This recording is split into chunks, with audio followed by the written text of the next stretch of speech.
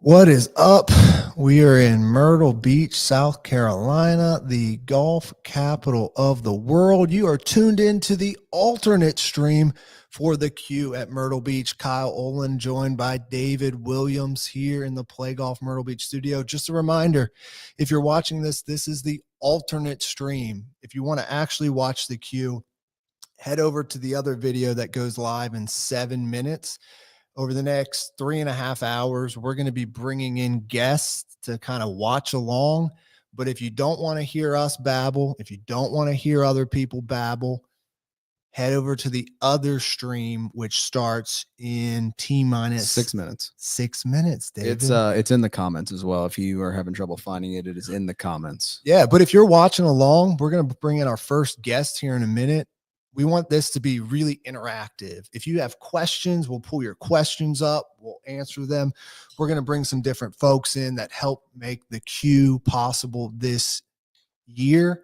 And I think before we get started, David, let's get into a little bit of the history. And then we're going to bring in one of the guys, Dan Duncan, who helped us create the Q from the beginning. So tell us a little bit how the Q started. The Q started, Kyle, and this will actually all come out in a behind the scenes video tomorrow as well. Spoiler alert for you guys. That'll be right here on this same YouTube channel that you are sitting on. The Q started, a handful of years ago when our parent company, Golf Tourism Solutions, and our friends at Visit Myrtle Beach set out to bring a PGA Tour event here to Myrtle Beach. And, we're a sponsor of the One Flight Myrtle Beach Classic. So in turn, we also got a sponsor's invite, and Kyle's an ideas guy. And, he was like, we need to do something different for the sponsors exemption. We need to, figure out a way to have people compete for it. And he's like, I'm thinking about like something like a YouTube qualifier. Admittedly, hand up, I laughed at it the first time he ever said it. A lot of people laughed at it. I was one of them. And that is essentially how the Q was birthed, for lack of a better term. I mean, it's a lot more than that. It's a lot more in depth. Kyle goes to it in more detail in this behind the scenes video tomorrow. So I suggest you tune in for that. But I mean, Kyle, I think you're more well versed to talk about this than I am. I'd say watch the behind the scenes documentary tomorrow. But in order to do this, do the Q, we're a small team. You got to bring in partners. And one of those partners I want to bring in Dan Duncan. Dan. Oh, look at this guy. We can hear you. So Dan was one of the guys who was basically helped make this happen. Dan is in charge of an agency called Big Bird. Our buddy Joe said, hey, we know who you need to talk to. This was a year ago for the first round of the Q. And Dan and his team basically have helped us bring the Q to life. Dan, what's up, dude? Where are you at? I am currently in Napa, California, hanging out. There's a conference here that I'm going to be speaking at, mentoring at, other agency creative leaders in our world. And so, we'll be hanging out here the next couple of days. But I couldn't miss this, the Q 2.0. Excited to be here with you fellas. Yeah, Dan. So tell us a little bit about the stream's going to start in 4 minutes. But when this idea got brought to your attention a couple of years ago now, what were your first thoughts? Yeah, man. I mean, so I think, the background behind Big Bird is, we started talking back really 3 years ago. Roughly June 3 years ago was like the first conversation, Kyle. I don't even know if you remember, but we first chatted and you're like, hey, was that when you were in Israel or did we talk? I was in Israel at the time. And I vividly remember where I was at in the conversation. And you're like, hey, we want to do things just really disruptive around bringing eyeballs and interest to Myrtle Beach. We just need people to get here once they experience it. It's one of the best golf destinations in the world. And we're getting really creative with how we can disrupt kind of the normal way of going about that. Company. And so, thank you, Dan. You're welcome. And then right around that was right when we actually launched Big Bird. So we were, coming into the marketplace, having extensive kind of background in other parts of the creative and agency worlds, but never in the golf world. But we were founded by a bunch of golfers. And so, fast forward to December, you're like, hey, I think we have this sponsorship. We really want to get creative with how we use it. And so here's this idea, this format for a tournament that could be for our sponsors exemption. And dude, like the light bulb went off immediately when you brought it to us with like, this is going to work. This is golf's biggest dream. Like you grew up playing golf, you dream of starting like playing for the PGA Tour, but for most of us, that dream passes. Like you have to be on it in order to, be at the PGA Tour level. But so much of those dreams don't die.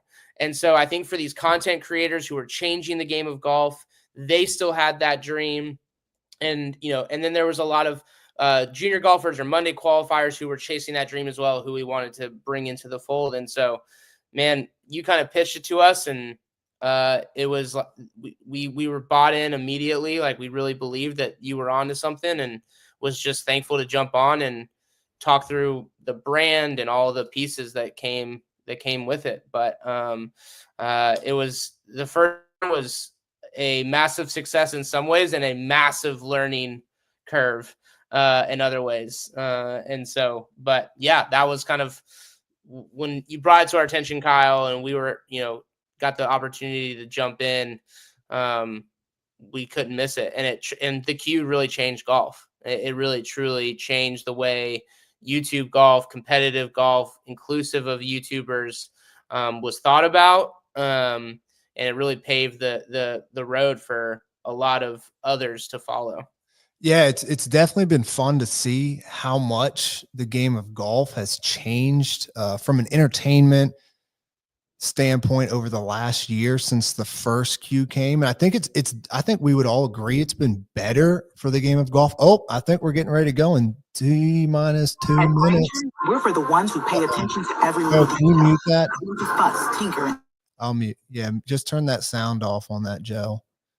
We're good now. But yeah, no, it's been fun how it's to see the game and the entertainment aspect of golf has changed. So excited for people to get to watch this here over the next 3 hours.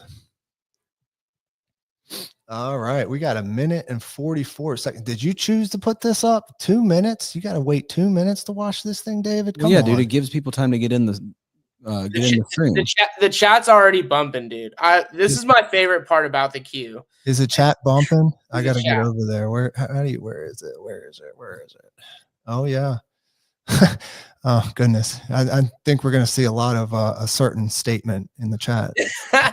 Free West. I know. Actually, I was kind of hoping. I sent. They have the link to join this, so we'll see if they join at all. I know they're busy filming something today, so yeah. But maybe we'll get a visit from the one Wesley Bryan. We'll see.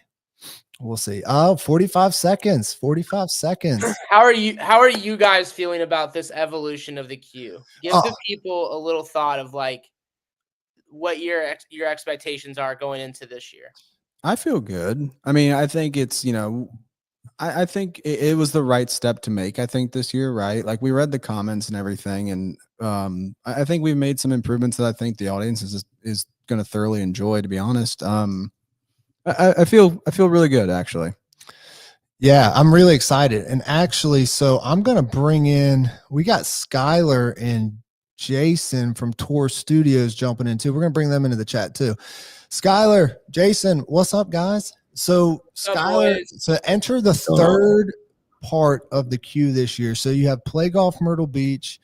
You have obviously Big Bird that's been with us from the beginning. And then you have the PGA Tour Studios team, Jason and Skylar, that help produce what everyone's about to watch. So yeah, guys, what's up?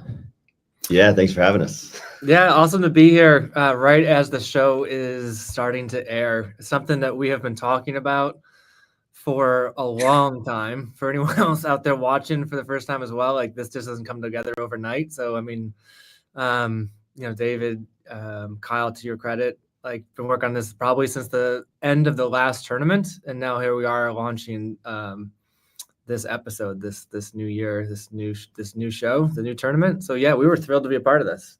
Yeah, it's exciting to see it finally hit the viewers' eyes. But yeah, months and months on our end of preparing and putting this together, and even more on you guys' end. But yeah, credit to everyone who was involved. It's exciting to see the light of day. Yeah, and I'm gonna jump in here, real guys. So those that are watching the alternate stream, if you have any questions, like at any point, we see your chat, we'll pull it up, we'll look to answer them. But we really want this to be interactive. We want to kind of provide a little inside information as to what went down. And Dan and Jason and Skylar, feel free to talk through as we're watching what's on screen, kind of like what you guys were thinking about, like in this intro piece, and like what you were looking to accomplish. Yeah. Well, one, it was supposed to be earlier, but then we got word of a pretty seismic golf video that was going to drop literally simultaneously. So shout out to Grant. You can go watch him and Sky Scheffler banging around. And hopefully you're here now, tuned in and ready in the comments. But we're all a community in this YouTube golf world. And so we're just all trying to build with one another. So we coordinated with Grant so that this could all be one happy family. Yeah. Hey, David, go into Grant's comment section right now and post the link to the queue. All yeah, right? absolutely. Build off of some All of right, that give me one momentum. second. Absolutely. Yeah. So, we're going to add in Matt now, the next person that helped bring this together. Matt, what's up, dude? So we're getting ready to watch the first tee shots here in a minute. Jason, Skylar, talk a little bit about how we brought in 4 different broadcasters to the broadcast team this year. Yeah, I thought that was a good call on everyone's part, just to kind of make it more engaging. We had Mason Nutt, Carol Priscilla, Shane Bacon, and Hallie Ledbetter, each following along with a group, and really just giving us play-by-play, but also kind of providing some interaction with the players, which I think you'll see as we get into it brings a lot of the personality out of it. But Jason and I actually were in the field producing with that first group with Mason, and obviously a joy to work with. And we really think just kind of his experience as a creator and also knowing what it's like for, the guys inside the ropes playing, just kind of added a little extra layer of, context to, the shots these guys were facing. And, you'll see he's very interactive throughout, and the other 3 hosts as well. Did a great job. And I think it really added to, the entertainment value of this, and really gives you that context throughout, just to, walk us through what these hosts are seeing and what the players are feeling, as they step up to each shot. Hey, one of the things I like right here in this year's edit is there's going to be a lot more dialogue, and I'm excited for people to get to watch that. And I think people are going to really like that. This first hole, Beast. Not really the hole you really want to start out on. Yeah, because TPC Myrtle Beach it's a tough course, isn't it? Absolutely, because you have to move this ball right to left, or you're gonna be in some thick rough. And shout out to the course. The rough was beastly this year. Much more difficult than the year before. This guy Joe Hooks, I was really excited to get him in. He's a cool dude. We met him a couple years ago, and I think watch him for the next few hours. He's fun to watch. Real quick, the comment has been made in Grant's comments on the Scotty Scheffler video to come and watch the queue from the Golf Myrtle Beach channel. So yes, absolutely. That will get deleted. I'm gonna get that will get deleted. Yeah, no, I'm gonna text the powers that be right now that is an undeletable comment. So Myrtle Beach golfer Sacramento. I don't know who is more overhyped, Roger or Micah. Come on, Roger's got game. He does have game. dude. He was runner up in the Creator Classic at East Lake with us last fall, and the guy can hit it a mile. But he takes his game very seriously. You put the camera on him and he just goes. He has that quality, which we've seen with all of his appearances across his channels and others. But he's got game to back it up. So Talk. Hey, here we go. We got Kyle Berkshire now getting featured. Dude, this kid, the way his ball flight is just wild. He hits like 2-iron as high as I hit a wedge. It's ridiculous. And it goes like 310. Yeah. And it would break your skull if you got hit in the head with it. I've worked. This is my 21st year with the PGA Tour, and it's been awesome to see a few players in particular in that time. The first one I got to see that I was more impressed by was John Daly. Just his backswing, he goes way past where anybody should and still does, honestly. Tiger is something else, and you could say there's a few others, but I have probably not been as impressed with anyone else in a golf swing on the tee box, particularly when the guy has a long iron or a driver in his hand. I mean, it looks and sounds like nothing else, and so you can see his work from the long drive competitions, but he can play golf too. Hey, don't forget, if you're watching this is the alternate stream. You can go over to the main stream where you can watch with see some people in the comments asking about audio. Like, go over to the other video if you don't want to hear us babble for the next 3 hours. But this is for us to provide context from those that help create it, bring in different players and creators over the next 3 hours to talk about their experience. We give a shout out to Kyle's caddy, Bobby Ray, of the long drive. Was also a personality and just absolute joy to have on the course. And hearing their dialogue back and forth was quite fun. Bobby Ray, I didn't know that, but he won he told me he won some dating competition. Yeah, he did a couple years ago. Which show was it? Does anybody know? Oh, It was one of those ones on Fox, like Stranded on an Island or something. But when he told me, I was like, hey man, did you win? He's like, yeah. I was like, oh dude, how did you get the girl? He's like, no, I took the money. Oh man. It plays. Lesson for all you kids out there. Maybe not. I don't know if we should say that on a live stream, but Hey, I've already said it. Hey team, I hate to bounce early. I'll be watching on my phone. But congrats, Kyle and David. Jason and Skylar, it was a pleasure to collaborate with you guys. Congrats on the Q day. And we'll definitely be watching all day, commenting. So thanks, guys. Dan, thanks. See you, buddy. Have See fun ya. in Napa. All right. Hey, I got a question. So as we watch this, this is for obviously Dart right here real quick. Sorry. Oh, this is a good shot. Oh, that is a good shot. Matt, Skylar, and Jason, you guys both over the last 2 years have helped organize the production for the Q, and it's more than just putting one camera out there. Matt, share a little bit about how much goes into organizing all the camera ops, sound ops, and all that. And then after that, would love to get Skylar and Jason's thoughts on that as well, because you both have done it. Yeah, I mean, I'd say Skylar and Jason are the pros at it. So definitely, I can get the conversation in the right direction and let them kind of come over top as the true professionals in the space. But yeah, for us, it was, this is combination between, traditional golf coverage and YouTube coverage. And so finding that balance, I think, is not an easy dance in a lot of ways. And so for us, it was just like, how can we obviously capture the golf action as needed? At the same time, having those moments in between shots, certainly with creators who are storytellers, and used to talking to camera before, after shots, being able to, account for a lot of that. And so, that was a challenge. I think just finding that balance where it didn't feel overcrowded on the tee box, the greens, and being able to still shoot very elevated golf, from a golf action standpoint. So, just a lot of preparation, a lot of just understanding, kind of who's owning what in terms of A/B cameras on tee boxes, how you're doing the dance from tee box to a fairway to receiving camera and the greens. And so it's certainly quite a dance. And I'll hand over to Jason and Skylar, the true pros here, to kind of give us their 101 on it. Yeah, obviously, Matt filled us in going into this year with there's Mason. What's up, boys? What's up, man? Oh, no. The big dog. Keep going. I think Mason, I don't mean to cut you off real quick, Go ahead, Skylar, but I think Mason, people are going to find you're the star of the Q this year, man.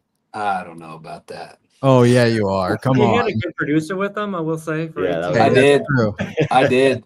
I had the best in the game with me, boys.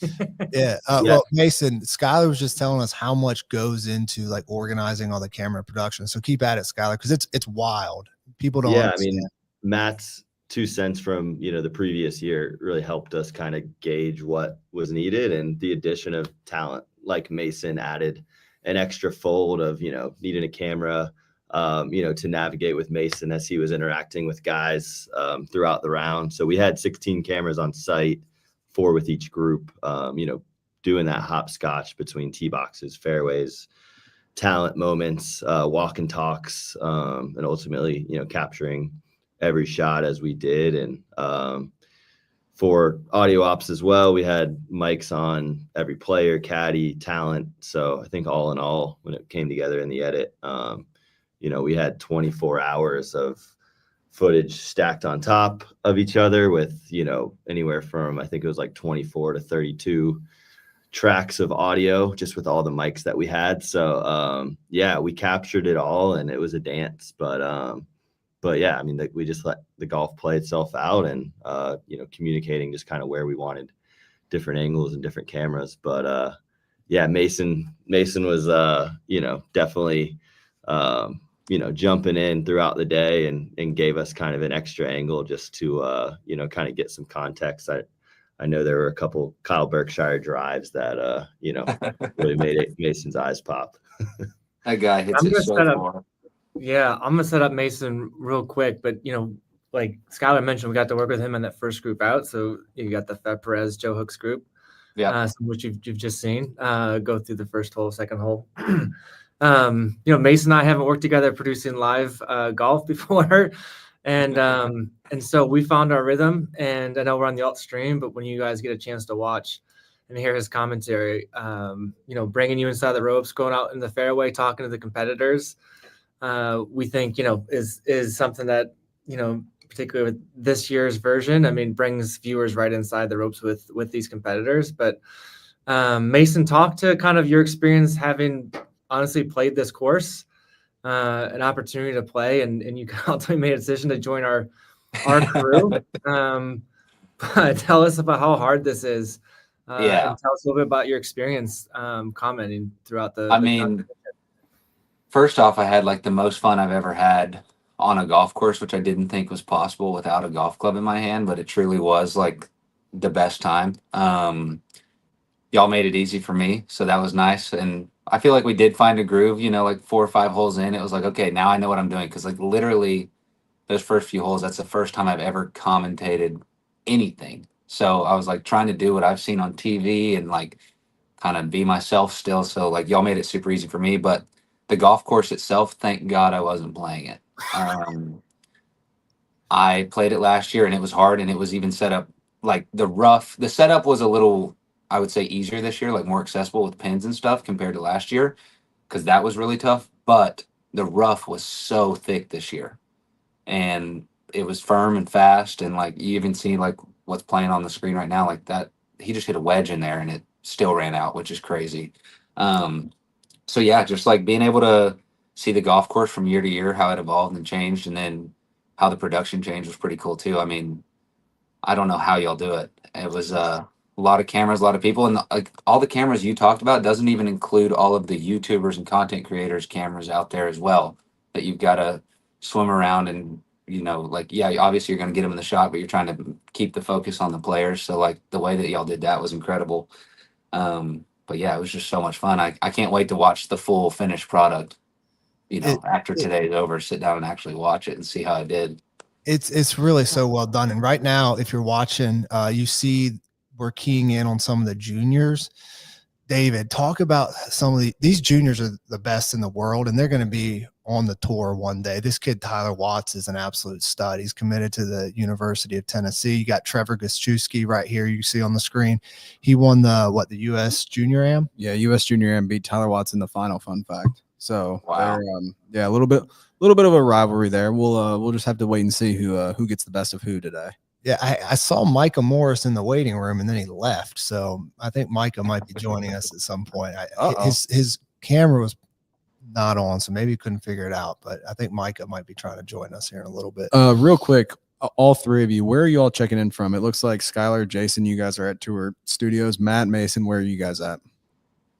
I'm checking in from Jupiter, Florida, from my home office. So, ooh, Matt, yeah. where are you at? I am down south in South America. That's what I wanted. Where I live part time. Yeah, it's warm, but I'm in Myrtle Beach in spirit. Hey, there we go. Company guy. Skylar or Jason, were either of you guys with this group right now, with the juniors and Ben Kruper? No, but we were in communication with, the other producers and crews that were there. And we were in the group just ahead of this group. So we would, see Carol and our other producers kind of as we were on a tee box and they were finishing up the hole before. And the comments were all just how incredible, the juniors themselves. Ben, had some amazing shots as well. It seems like a lot of times when we would look back to the green, we would see a lot of balls right next to the hole. And it was just, impressive to see the young guys. I think Tyler makes a comment, earlier in the show, just as we're kind of setting the stage of the field. And he just says, it's not age or, size that, determines, who's the best. And, here's a guy who's maybe one of the youngest and, smallest in the field. And he just played lights out all day. And it was just really impressive to watch. So credit to those juniors and just stepping up to the moment. I think there was some, questions about whether the cameras would be, kind of the evening the playing field of, all these YouTube creators who are used to that aspect. And, the juniors stepped right up to the challenge and it was almost like the cameras weren't even there. So really impressive to watch. And we'll definitely be seeing a lot more of those guys. Ooh, water ball by FP right there. That's Like something last year, kind of. I remember he had trouble getting over last year over there. I'll tell you, it's so funny, like watching this back, like how vividly I remember everybody's shot from every hole. Like I was thinking through it the other day, just in anticipation for this coming out, and I remember what everybody shot and where they hit it on each hole. It's like, dude, Roger stripes that one. I think. Roger can hit the driver. I mean, so can Kyle. Like all of those guys, everybody in the field can play golf. Like, and obviously they're not going to have their best day all the time. So I'm excited for people to see how it plays out. But like, just on this side of it, now watching the finished product is pretty sweet.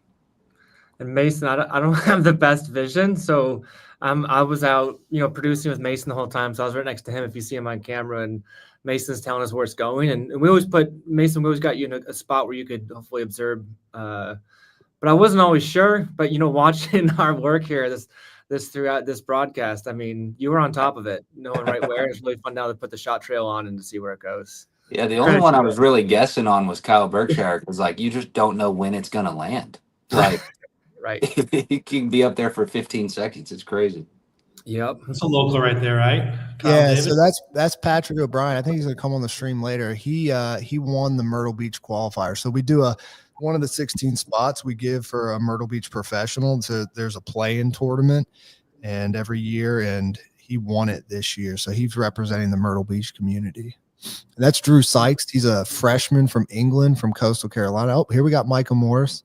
And Micah, I loved hearing Micah's comments the whole weekend long. Like he had a tough go of it last year. And like, I give Micah so much credit for wanting to come back and just say, hey, like you might face adversity, but that doesn't mean you want to give up. And like that's a tough shot he just had for him. But I think you're going to see some pretty cool stuff from him coming up. The funniest man in the field, probably right here, Mr. Peter Finch. He said he was going to hop on, but Peter said he's on holiday with the missus and he's too many beers deep. So I mean, that makes it better. Dude. I heard that in his voice. So Peter, if you're on here, let's get you on here. I'd love to see what Peter Finch is with a few too many beers. It's a sight to see. I'll tell you that. I experienced that in Atlanta last year. It's fun. But it's incredible. I wonder if he's in the comments at all in the other stream. I'm sure he is. Yeah, it's just I can't get over like watching this back, like the production, and like it was great last year, obviously what was done, but like it's a whole new level this year in terms of capturing every shot, every conversation, and it looks really good. Yeah, like here, right? Bobby and Kyle. What are they talking about here? I can't remember. Do you guys remember? They were talking about where to take a drop. Kyle had hit it left and was looking for a spot to drop. And I think the conversation was, if we find it, you're not going to like it. But so I think the thought was just take the drop and just move on. A good shot from there. Yeah, he's playing hole 2 right now. Here's FP.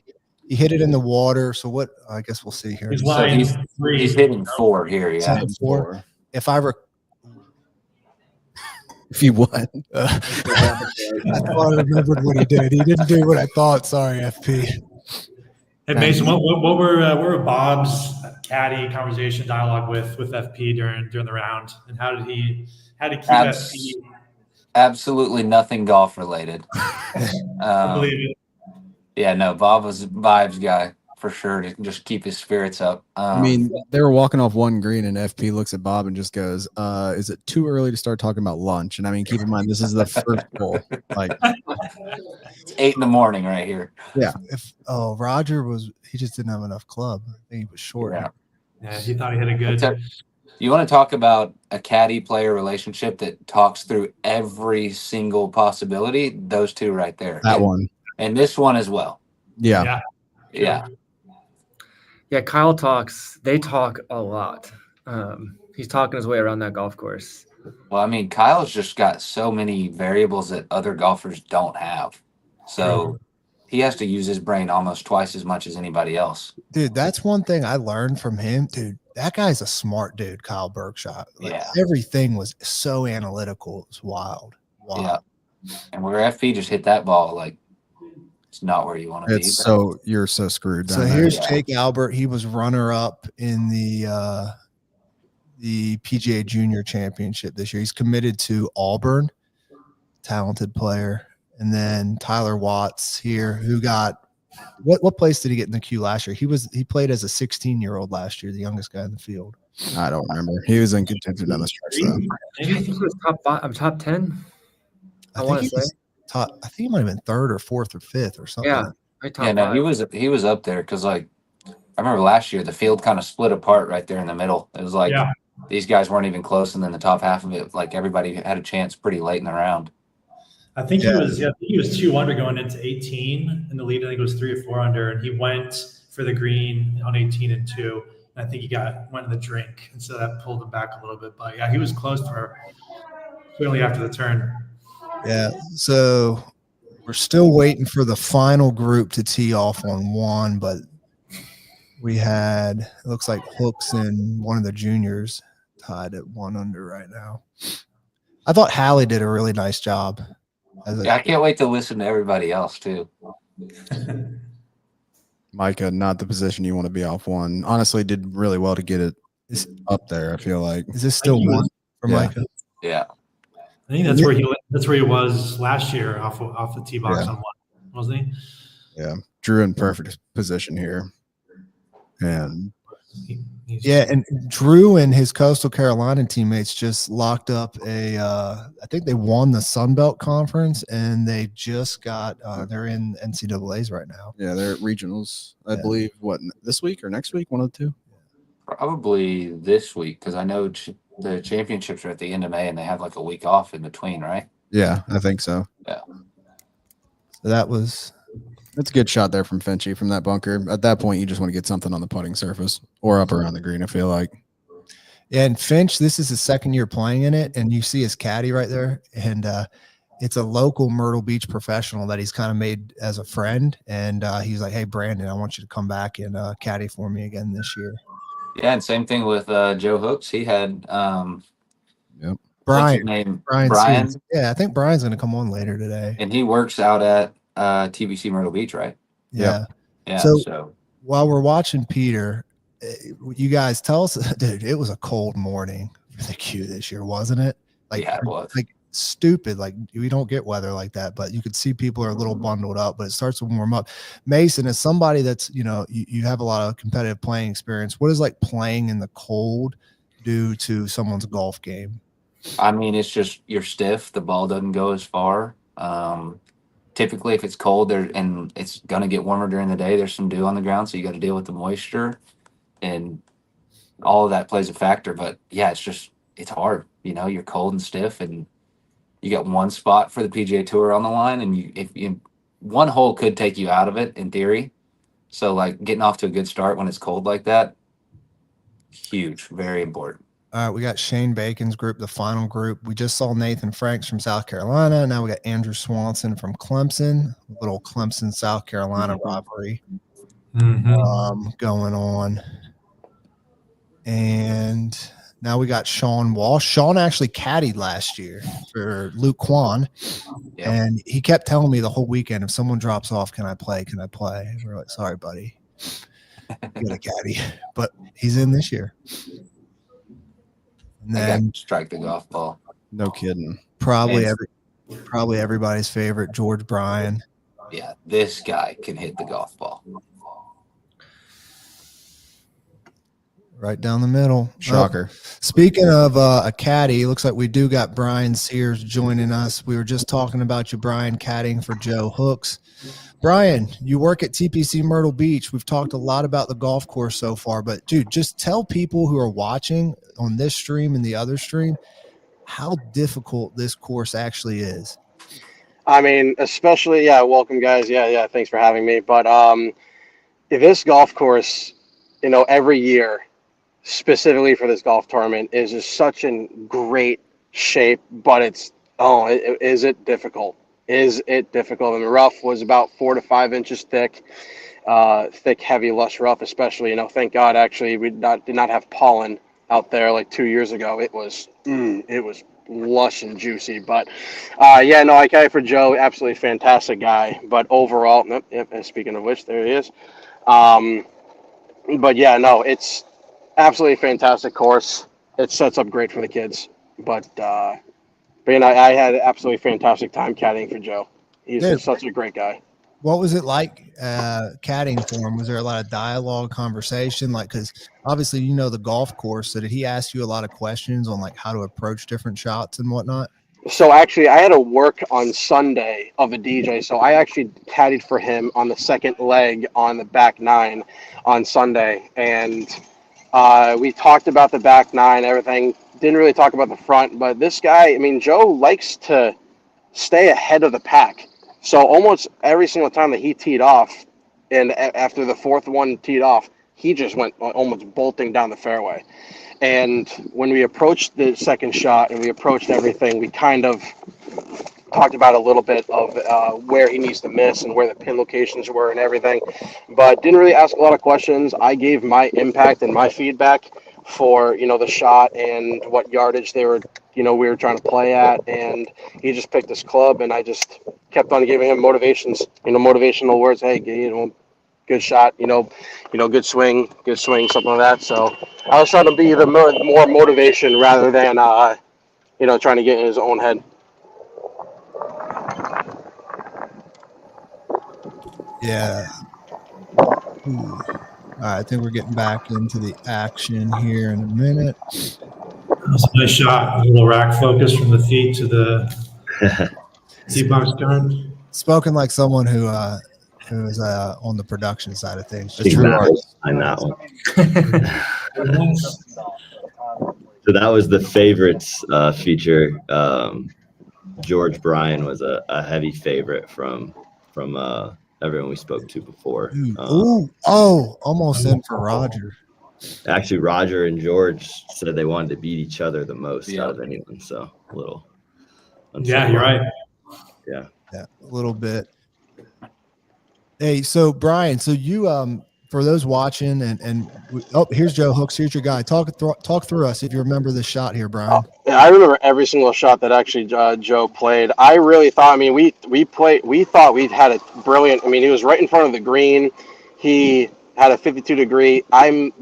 We were quite shocked that did not check, because he hit it in the perfect spot, just on the upslope, and it did not actually check, and it just ran out. We were both quite shocked about that shot, more than almost anything on that hole. He did it. Great drive, great second shot, but just didn't check up on us. The greens were rolling perfectly that day. Oh my God, they were rolling unbelievable. Yeah, and you talked a little bit about. Here we go, Joe Hooks. This putt, one ball outside left, and it was going right into the center of the cup. He just did not hit it a little bit hard enough, but still a great. I mean, we reread that perfectly. He actually asked about that putt, and I said it's about one ball length, one ball outside left edge, slightly downhill, and he just put a great stroke on it. Just didn't hit it a little bit hard enough.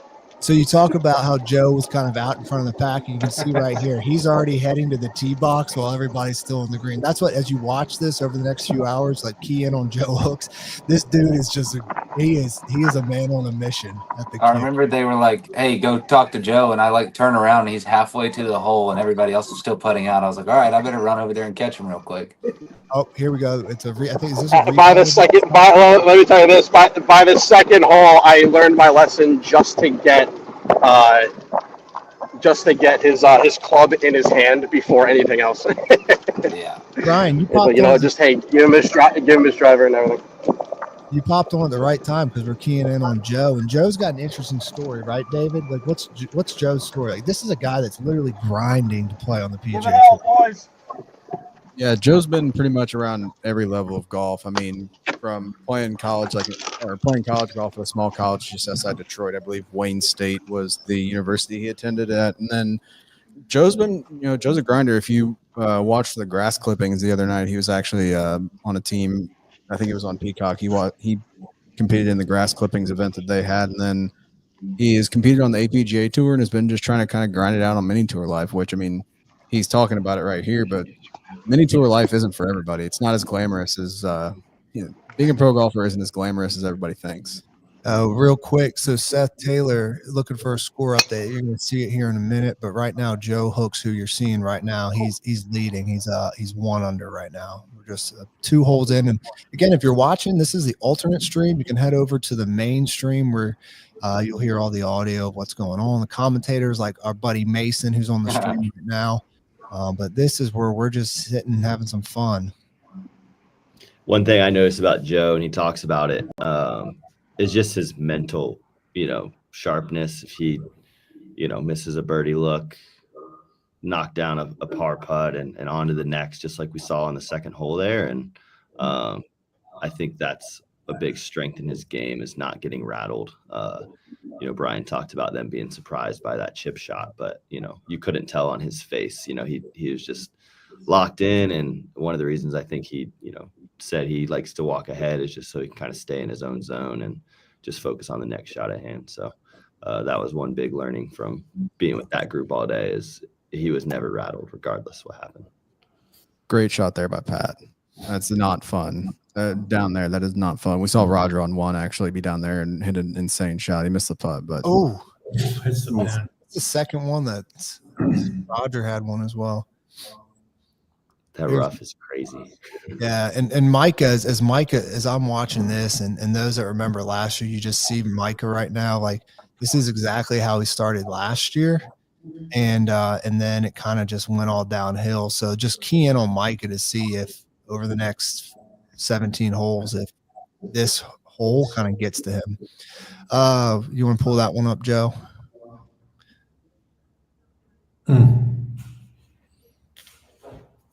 What channel is the mainstream on? Mainstream is on Play Golf Myrtle Beach as well. We're broadcasting. We have 2 streams going. So if you don't want to hear us, you can see it. The link is pinned in the comments section.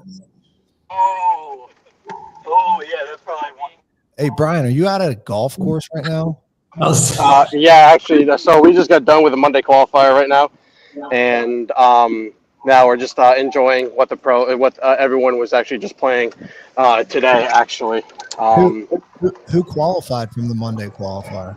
I actually do not know. It's still going on right now. We had about a 30-minute delay for lightning, so it's actually still going on right now. But as of right now, 5 under was leading after 9 holes. And top 4 get in out of about 70-ish players that we had going out. It absolutely downpoured this morning. About 6:30, 6:45. We got almost a half inch of rain within about 15, 20 minutes. So we definitely delayed this morning, but overall, golf course turned out great when it comes to the condition-wise. D1, sorry we can't meet your expectations that our stream currently is terrible, but We're gonna kick Mason off, and maybe it'll get a little better. Yeah, Oh. y'all can kick me out whenever you want. Oh, that's mean, Kyle. No, For no reason. No reason. no. Hey, Brian. I hate to tell you. Yeah, thanks, Matt. Matt's telling him D1's negative. Yeah, all positive vibes. Hey, did you guys notice how weird Nathan Frank's swing is during the event? I didn't notice it until I started watching it, but dude, his swing is wild. It's not weird. It's just powerful. He just absolutely hammers the golf ball. I feel like. I mean, I'd break my back if I put myself in that position. Look at this shot from George. Like, watch this.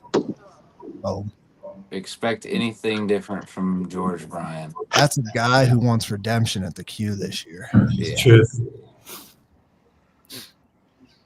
This is Swanson. He's at Clemson University, a senior. Good kid, good dude. Great shot there from the right rough. Really, really, really well done. Perfectly judged. But gentlemen, yeah, thank you for so much for that. Thanks for having. Like I said, Joe's a great guy, and he played himself a good round. Just enjoy it, and have fun. Pretty much watching the Q. I had a great time. Sounds good, Brian. Yo, go have fun playing golf, and we'll see you. All right, sounds good, buddy. Y'all can see here we shot a bunch of slow motion, and I remember our editors taking a screenshot of a moment Nathan hits the ball, and his head is literally sideways facing the fairway. It's pretty wild at impact where his head is. You see it there. Yeah. It's that is very unique. It's gives new meaning to keeping your head down. It's the truth. It's the truth. Yeah, you know what? He reminds me, when we did our interview, he reminds me of another guy from South Carolina, Dustin Johnson, where dude, they have this just South Carolina, just chillness to him. Yeah, I ate lunch with him after. I sat at his table after the Q, and he was the most just nonchalant, chill guy you could sit around. Particularly proud of some of our shot tracer work here. So, through the trees, it's great. through the trees. So yeah. Jason, we saw one of the girls, I guess, who was doing the shot tracing posted on TikTok, shot tracers are my life right now. And we were just cracking up. Tessa did a lot of work for us. Shout out Tessa. Shout out. Is there a total count? Is there a total count on the shot tracers? How many? I can get the number for you guys before the end of this stream. I was literally just at my desk curious, and got to figure out an easy way for me to add that up because it would take me all day. But yeah, there were over 300. If that might be shortchanging a little bit, I'm not sure. But we just kind of did a rough ballpark. So a lot of dot clicking on Tessa's end, but there's some thankful. Yeah, there's some automation, but this isn't live golf. It's cut together. It sort of looks like live golf, but this all came together, like you said, with 24 hours worth of footage, with 32 audio tracks and over 300 shot trails we added in post, like we say in the video production world. So in post production, in the edit suite, and then on the shot trail machine. So she had some long days. That was a good TikTok. My co-host almost just died. Did you guys see that? What the hell was that, dude? Hey, I was just blown away by all the footage. Scott. Oh my I God. had a heart attack thinking about it. I mean, I almost had a heart attack sitting next to you. Good Lord. I think I need my own room. Yeah. There's Patty boy. Hey, Joe, did you put the wrong link in? I see there's some. Skylar, Jason, do y'all need to jump soon? If so, thanks for joining, boys. And man. Bring this to life. Yeah, we got, more exciting projects to get into, but this was definitely by far, maybe the biggest thing I've ever worked on. I'm not sure. The studios being a newer building too, hands down, the biggest thing that's been, produced in PGA Tour studios to date. So it's exciting to kind of have that mark, but yeah, we'll continue watching. Again, we've watched it a number of times already, but just excited for everyone to see how it plays out. What do you guys got next on your fun content creation schedule? Yeah, I'll be up at Truist this weekend in Philly. Nice. It seems like after this things have settled down, so I need to jump into something else gets me excited. But now this was an awesome project. And Skyler, you're going to the wrong tournament. You need to be at the One Flight Myrtle Beach Classic. Yeah. Come on, man. Be a company man. I was gonna say I will. I definitely on our radar this week. The One Flight Myrtle Beach Classic is following the winner of this event. We'll have a press conference on Wednesday, Thursday, and we'll have cameras, on him, and hope to see him make the cut and play this weekend. So we're excited about that. But yeah, this was a huge project. Yeah, 16 cameras, 4 audio ops, number of producers, y'all's entire crew out there. Keeping track of the scores. There's just so much that goes into this. I gave a new employee orientation today, and sometimes I volunteer to do that because I just love meeting new people, and it's a pretty fun building to show off. Kyle, I know you've been down here. The other thing I like to do is remind new employees that might be interacting with our group in the future that, hey, 8 minutes of video isn't like 8 minutes worth of work. So this is a fairly long production, and so it took more than a few hours to put this together. But it was a pleasure to be a part of, and it's so exciting to see this come together like this and to share it with everyone watching, and hope millions more watch it in the coming days, before our winner tees it up on Thursday. And I will say our girl Tessa, who contributed to the Tracers, is out at the One Flight Myrtle Beach Classic all week. Nice. She'll probably talk to our winner at some point. So more to come from Tessa. She's out there grinding. But it's a team effort, and couldn't be more happy with how everything came together. This was, we appreciate you guys, and we'll let you jump. Cool. Thanks for having us on. Thank you. Dude, this is a pretty freaking awesome shot by Peter right here. Yeah. Another great shot tracer work. What do you think is going through Micah's head right now after what happened last year on this hole? That's what I've been like locked in. Like I've heard what y'all have been saying, but I've been watching the actual production of it, and I'm sitting there thinking about Micah last year, and this year it's like carbon copy. Like, I can't imagine. Line for it there. His swing is wild. I do the same kind of thing when I go through the ball, but like that's to a whole nother level. Yeah. So right now, I think we got 3 or 4 people tied at the top. I know George birdied one. I think Joe Hooks. It's fun to see the shots they were hitting after knowing their scores the whole time, because everybody's just telling me like, George birdied one, but like if you told me George birdied one, I figured he hit it in the middle of the fairway and then hit it pretty close, but he hit it in the right rough and then still hit it close. So like that's pretty cool to see. Yeah, and if you're just joining us or watching, don't forget this is the alternate stream. Go over to the Play Golf Myrtle Beach channel. You can find the main stream where you don't have to hear us. But if you want to jump in, ask us questions, pull in some dialogue, that's why we're here. And just a reminder for everybody, the actual queue is under the videos tab. So if you're not seeing it up off the front, you're just seeing the alt stream. It is hit the videos tab and go there. You will see it there.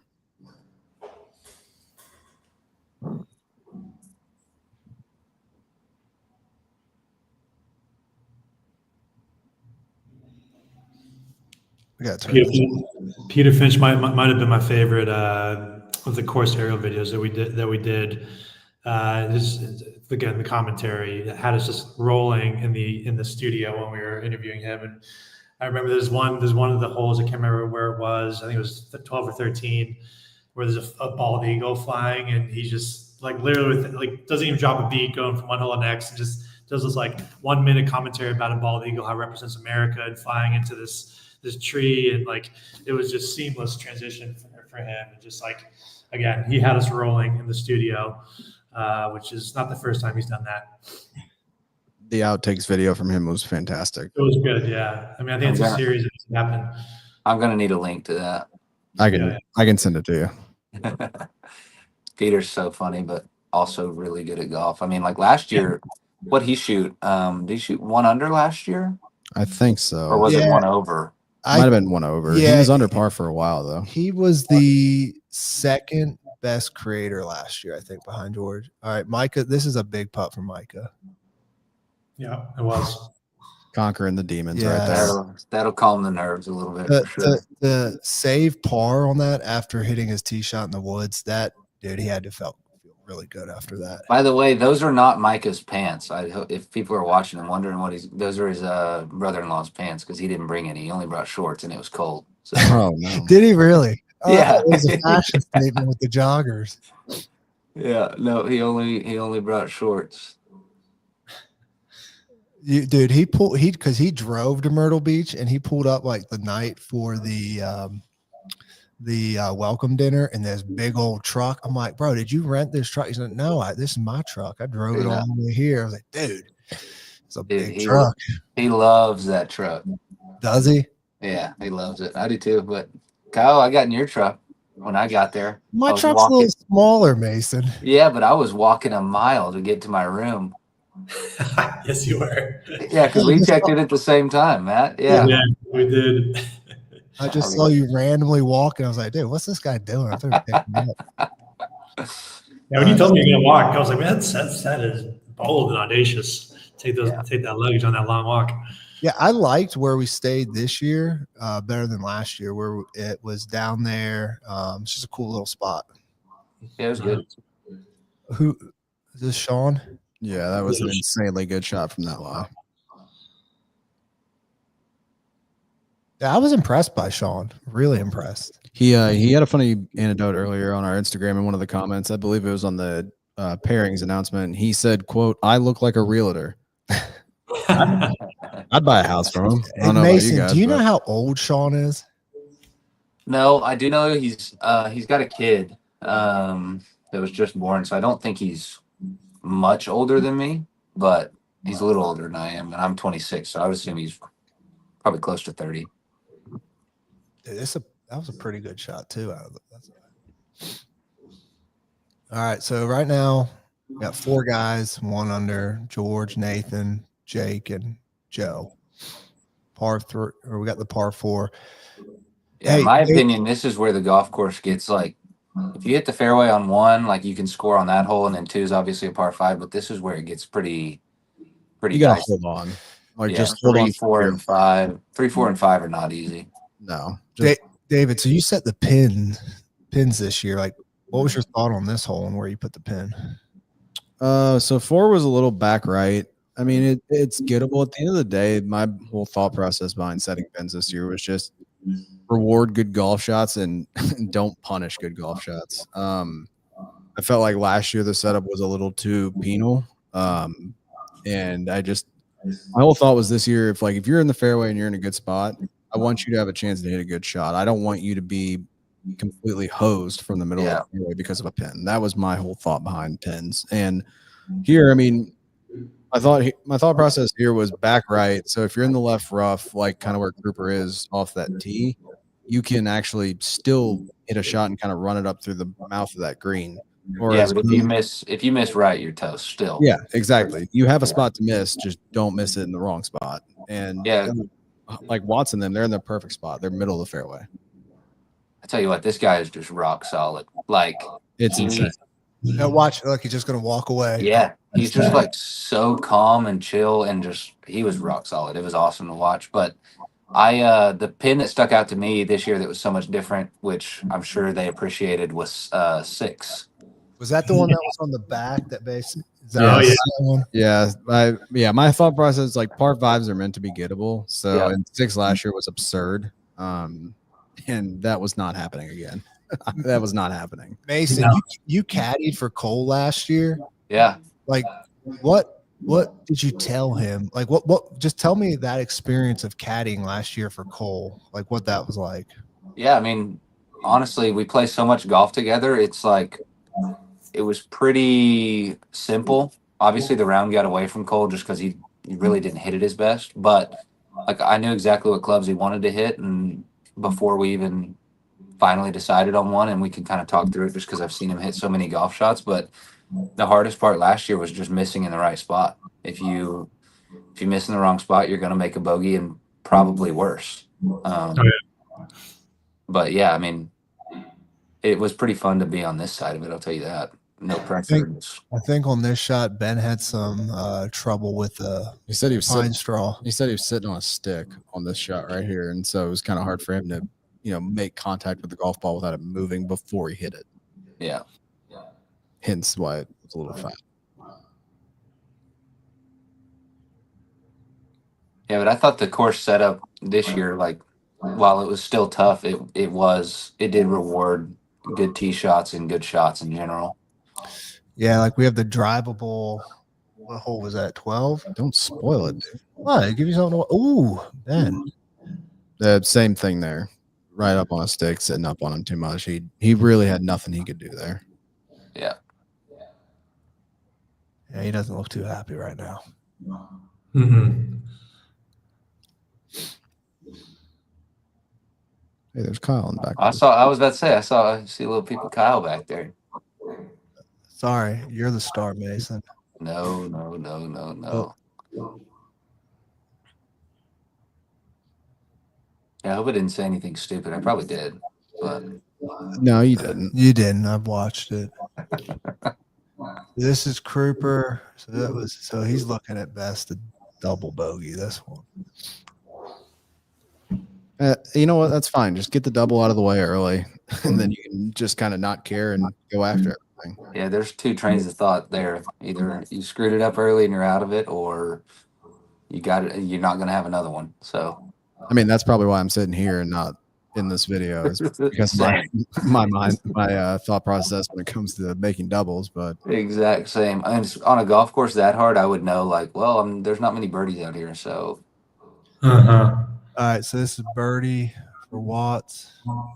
God, dude. Good God. David and Kyle, there was some players here from the Dustin Johnson tournament, correct? Yeah, it was actually Watts and Albert, who you're seeing on the screen right now. They both, they had 3 days of tournament play leading into this. In my opinion, that's a pretty big advantage. 100%. They got their practice rounds, and then they got to play tournament condition as a practice round. That's just, kind of. Mason, what was the best snack on the golf course this year? Dude, shockingly, I don't eat when I play golf. So I don't even think I ate while I was commentating, but there was, it was Pepsi Zeros. It wasn't Coke Zeros, but it was Pepsi Zeros for sure. What, did Bob have anything? I know he's a massive critic when it comes to food. Did he partake in anything? Did you guys do something? Yeah, in the practice round, we gave him a Caesar wrap and a hot dog. I don't know if he ate anything during the round though. During the practice round, they had some chicken bacon wraps. Dude, they were like giving them away from that food truck. I think I ate like 3 of them. Dude, they definitely weren't giving them away. I think you might have just been stealing them. No, they literally had them in boxes and were handing them out, weren't they, Mason? I think you were there. Yeah, they did. I chose the Caesar wrap on the range. Good chip, good. Did I remember when this happened. Franks Yeah. chipped it in. Probably for bird. I think that was for eagle, actually. Yeah, I remember that was par 5, right? Yeah. That was Yeah, eagle. Oof. Hey, I'll be right back. I'm gonna step out for a second. So, Kyle's gonna handle this. 2-stroke lead for Nathan. I mean, 3 under through 2. That's not a bad start. that's got to feel pretty good, doesn't it? Yeah, that's got to feel good. Sean going for a birdie. No, the number last year was what, 3? That one, 3 or 4? Yeah, I think 3 got in the playoff because 3, George that's right. 3 was the playoff because George was 4 going in. Yeah, and he bogeyed 18. Yeah.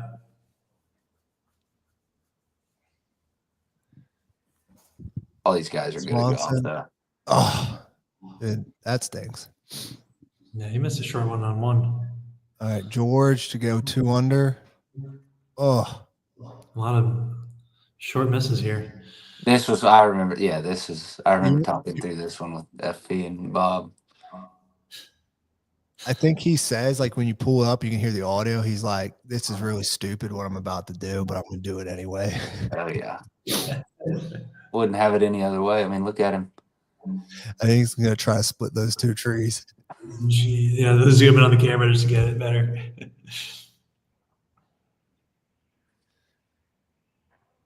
He did it. Ooh. This was one of my favorite holes of the day from Fat Perez, I would say. Dude, almost onto the green. It's impressive. When did the creators get to release their videos? Tomorrow or the next day. Yeah. I think it's Wednesday. There's a really funny moment that I remember in Bob's video. I'm wondering if they put it in the actual video leaving this green. No, really. All right. Yeah. Wherever S. Brendan is, it's snowing outside. Dude, S. Brendan. Dude, it's May 5th. You got to move south, brother. Myrtle Beach is where you need to go. What are you doing? S. Brendan, where do you live?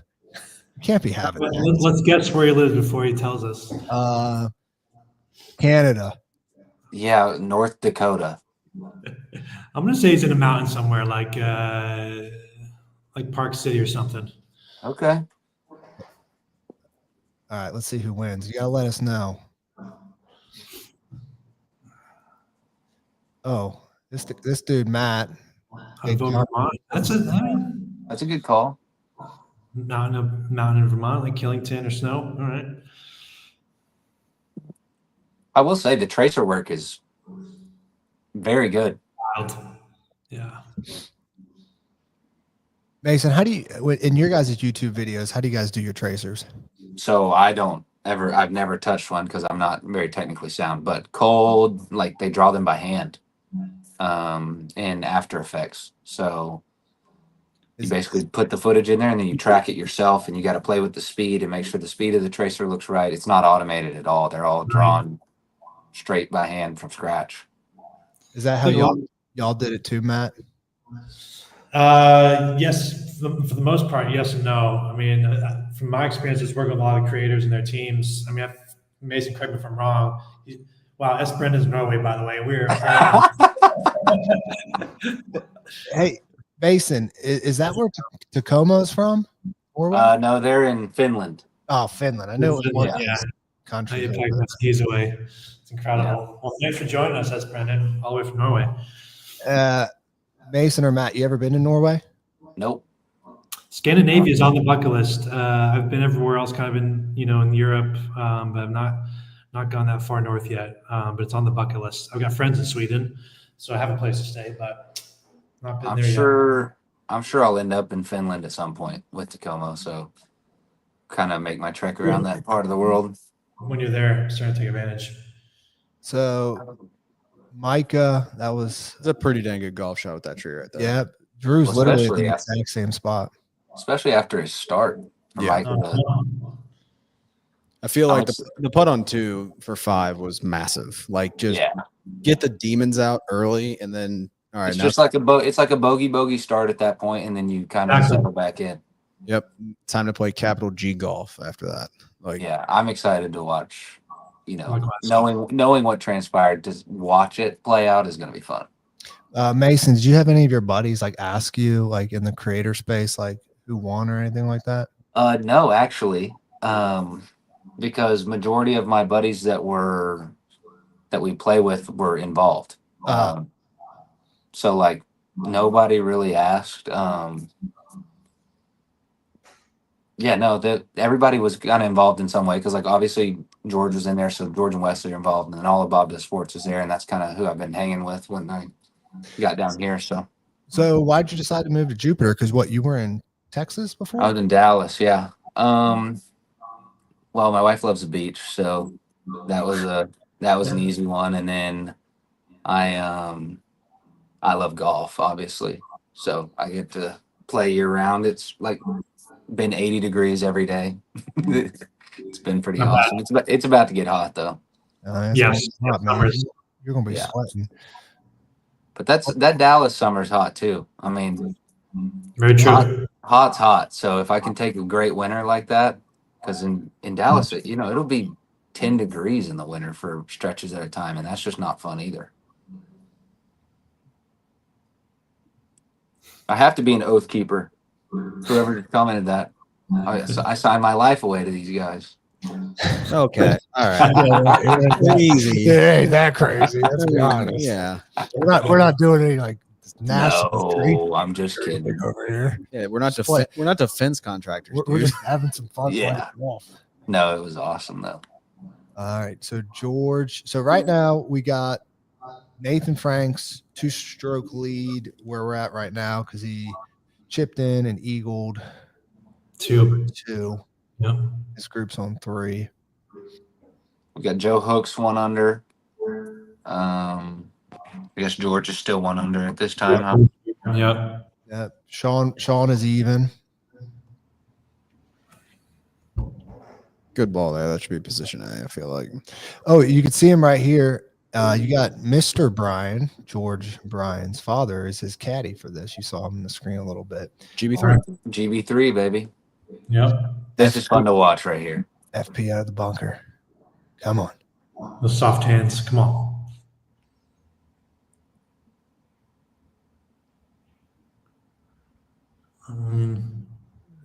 What's that about? Not bad. 15 feet? I think he's got like 15 or 20. I hung back pretty far on this one. I was just kind of like watching reactions after the ball rolled for a little bit to see if they were excited or deflated. Kyle. Tough start for Kyle. Especially missing an opportunity on a par 5 when you hit it that far. Has Kyle brought out a driver yet at this point? I don't think so, right? No, I think no, not yet. I don't want to spoil it, but he hits a driver later. He hits driver at some point. I think they were saying like he was only going to hit driver like maybe 2 times. Yeah. I think he ended up hitting it 3 times, if I remember correctly. I think yeah.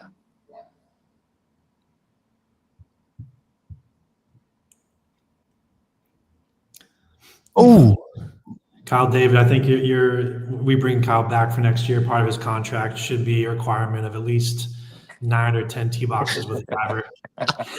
Hey man, look, I know this is a 190-yard par 3. You have to get at least 2 more drivers to hit our quota. So gonna go ahead and need you to pull the big stick out. What the people want. Joe Hooks for. People want. Yeah, I think one of the things we're talking about if the queue continues is potentially moving it to a new course next year. We'll see. Right. Doing it live, right, Kyle? Maybe. Come on, do it live. Do it I'm live. gonna get my way one of these times. I'm gonna get my damn way. Unfortunately, it's not our call. Yeah, well, I'm gonna get my way. Oh, good putt. How good is that? No Well, Euro it's step. not. Give me the Euro step. No Euro step. He won't Euro for a par. I guess you're right. Come on.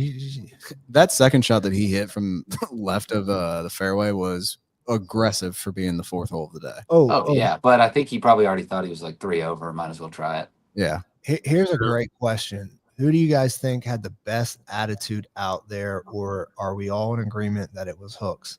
I think it just depends on what your definition of attitude is, right? Like I really enjoyed seeing Mike out there. Like the dude blew up last year, and like to put yourself out there to want to compete again, give the guy a lot of credit. I would say everybody had their own little, attitude towards them on how they approach it. What do you guys think?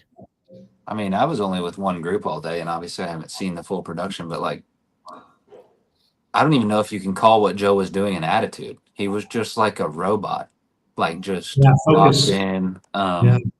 Obviously, like FP is going to be joking around all the time. So if that's how you look at an attitude, you can maybe say him. But yeah, Joe was freaking. He was like a real. Joe was focused. It felt like to me the most like focused and not really a lot of chatter. And he was again the sweetest guy, but like very like he had a mission that day certainly.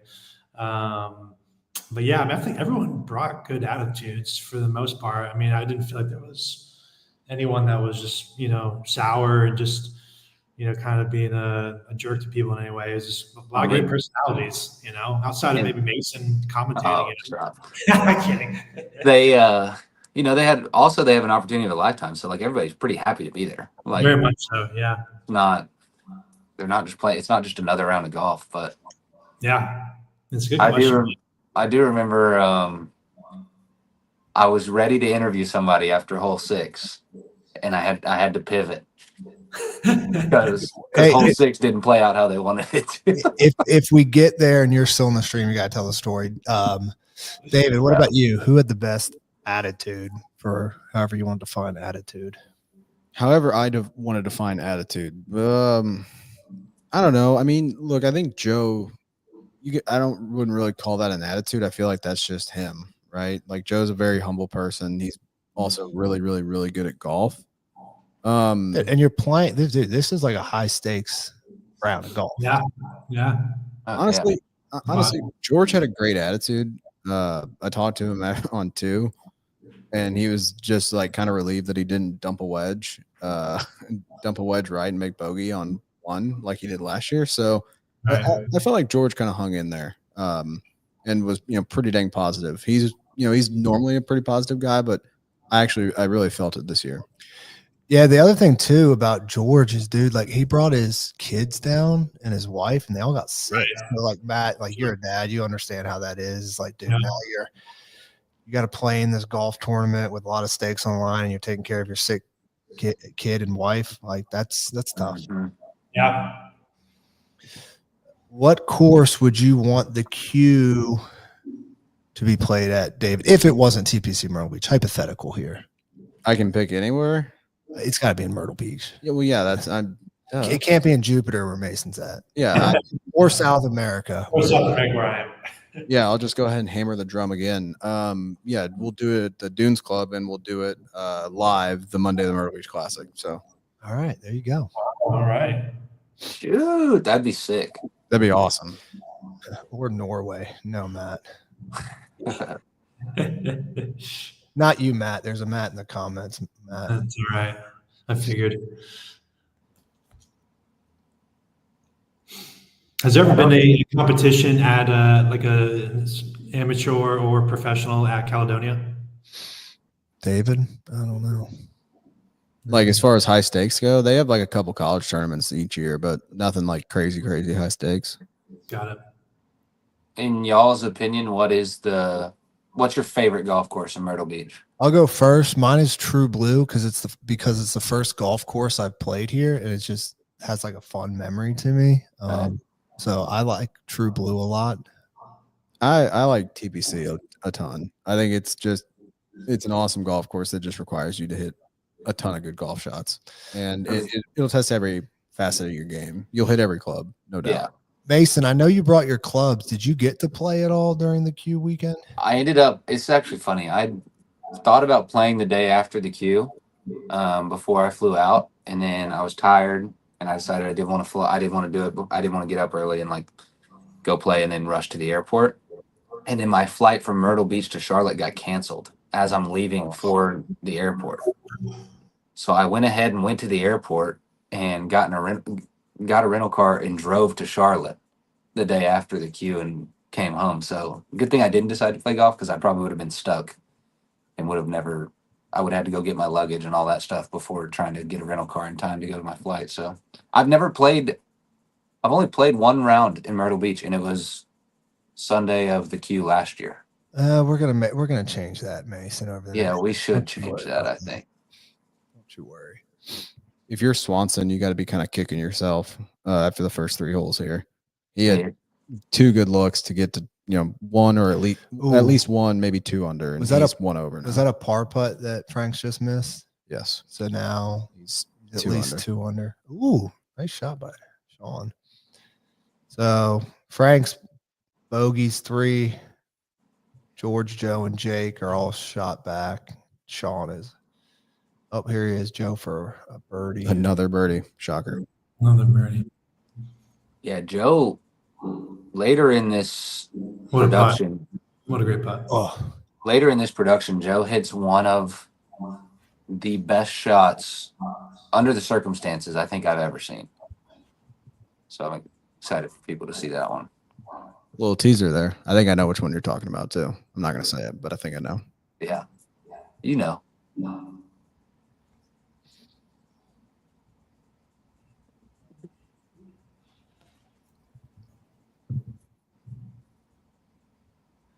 So I think if Kyle, is this Kyle's? That's for par. Is that? Yeah. That putt coming up is for par. All right, here's FP. He's pretty good at putting. Ooh.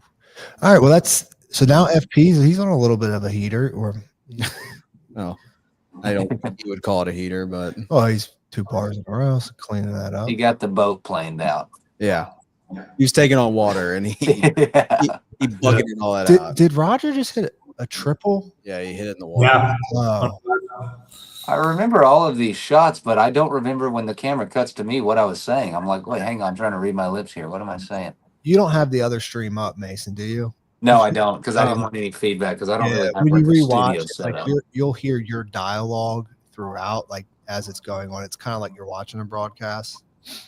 I can't wait. I watched a little bit of it before I jumped on here, just like what was up before I got on, and it was cool. Bringing Roger in this year was awesome. Like he brought a ton of energy. Hey, tell him your it. WWE thing about Roger and like your take about him being in the WWE.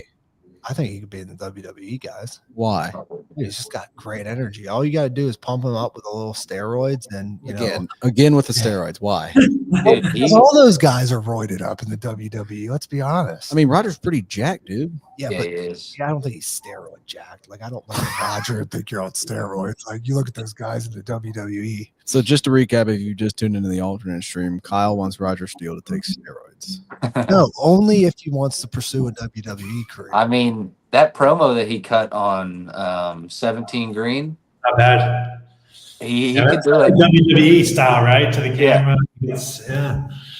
Yeah, no, he could do it for sure. Here we got our friends Aaron Tuning and St. Andre. If you haven't seen this video, it's hilarious. They wrote an anthem for Myrtle Beach called "The Boys of Myrtle Beach." It's awesome.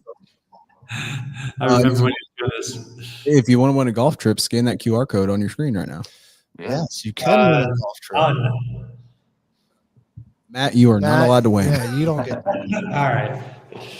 We are not paying. We are not paying for your travel. Yeah. Technically, we already do when he does come here. That's what I was about to say. I was like, I guess All I right. kind of already won one. Par 5, 6 hole. David, talk about the setup on this one. Like, where was the pin on this one? All right, Mason talked about it last year, but this pin was back right, and if you hit it like maybe an inch past the hole, that thing was going off the back of the green. Yeah, it was in the rough. Yeah.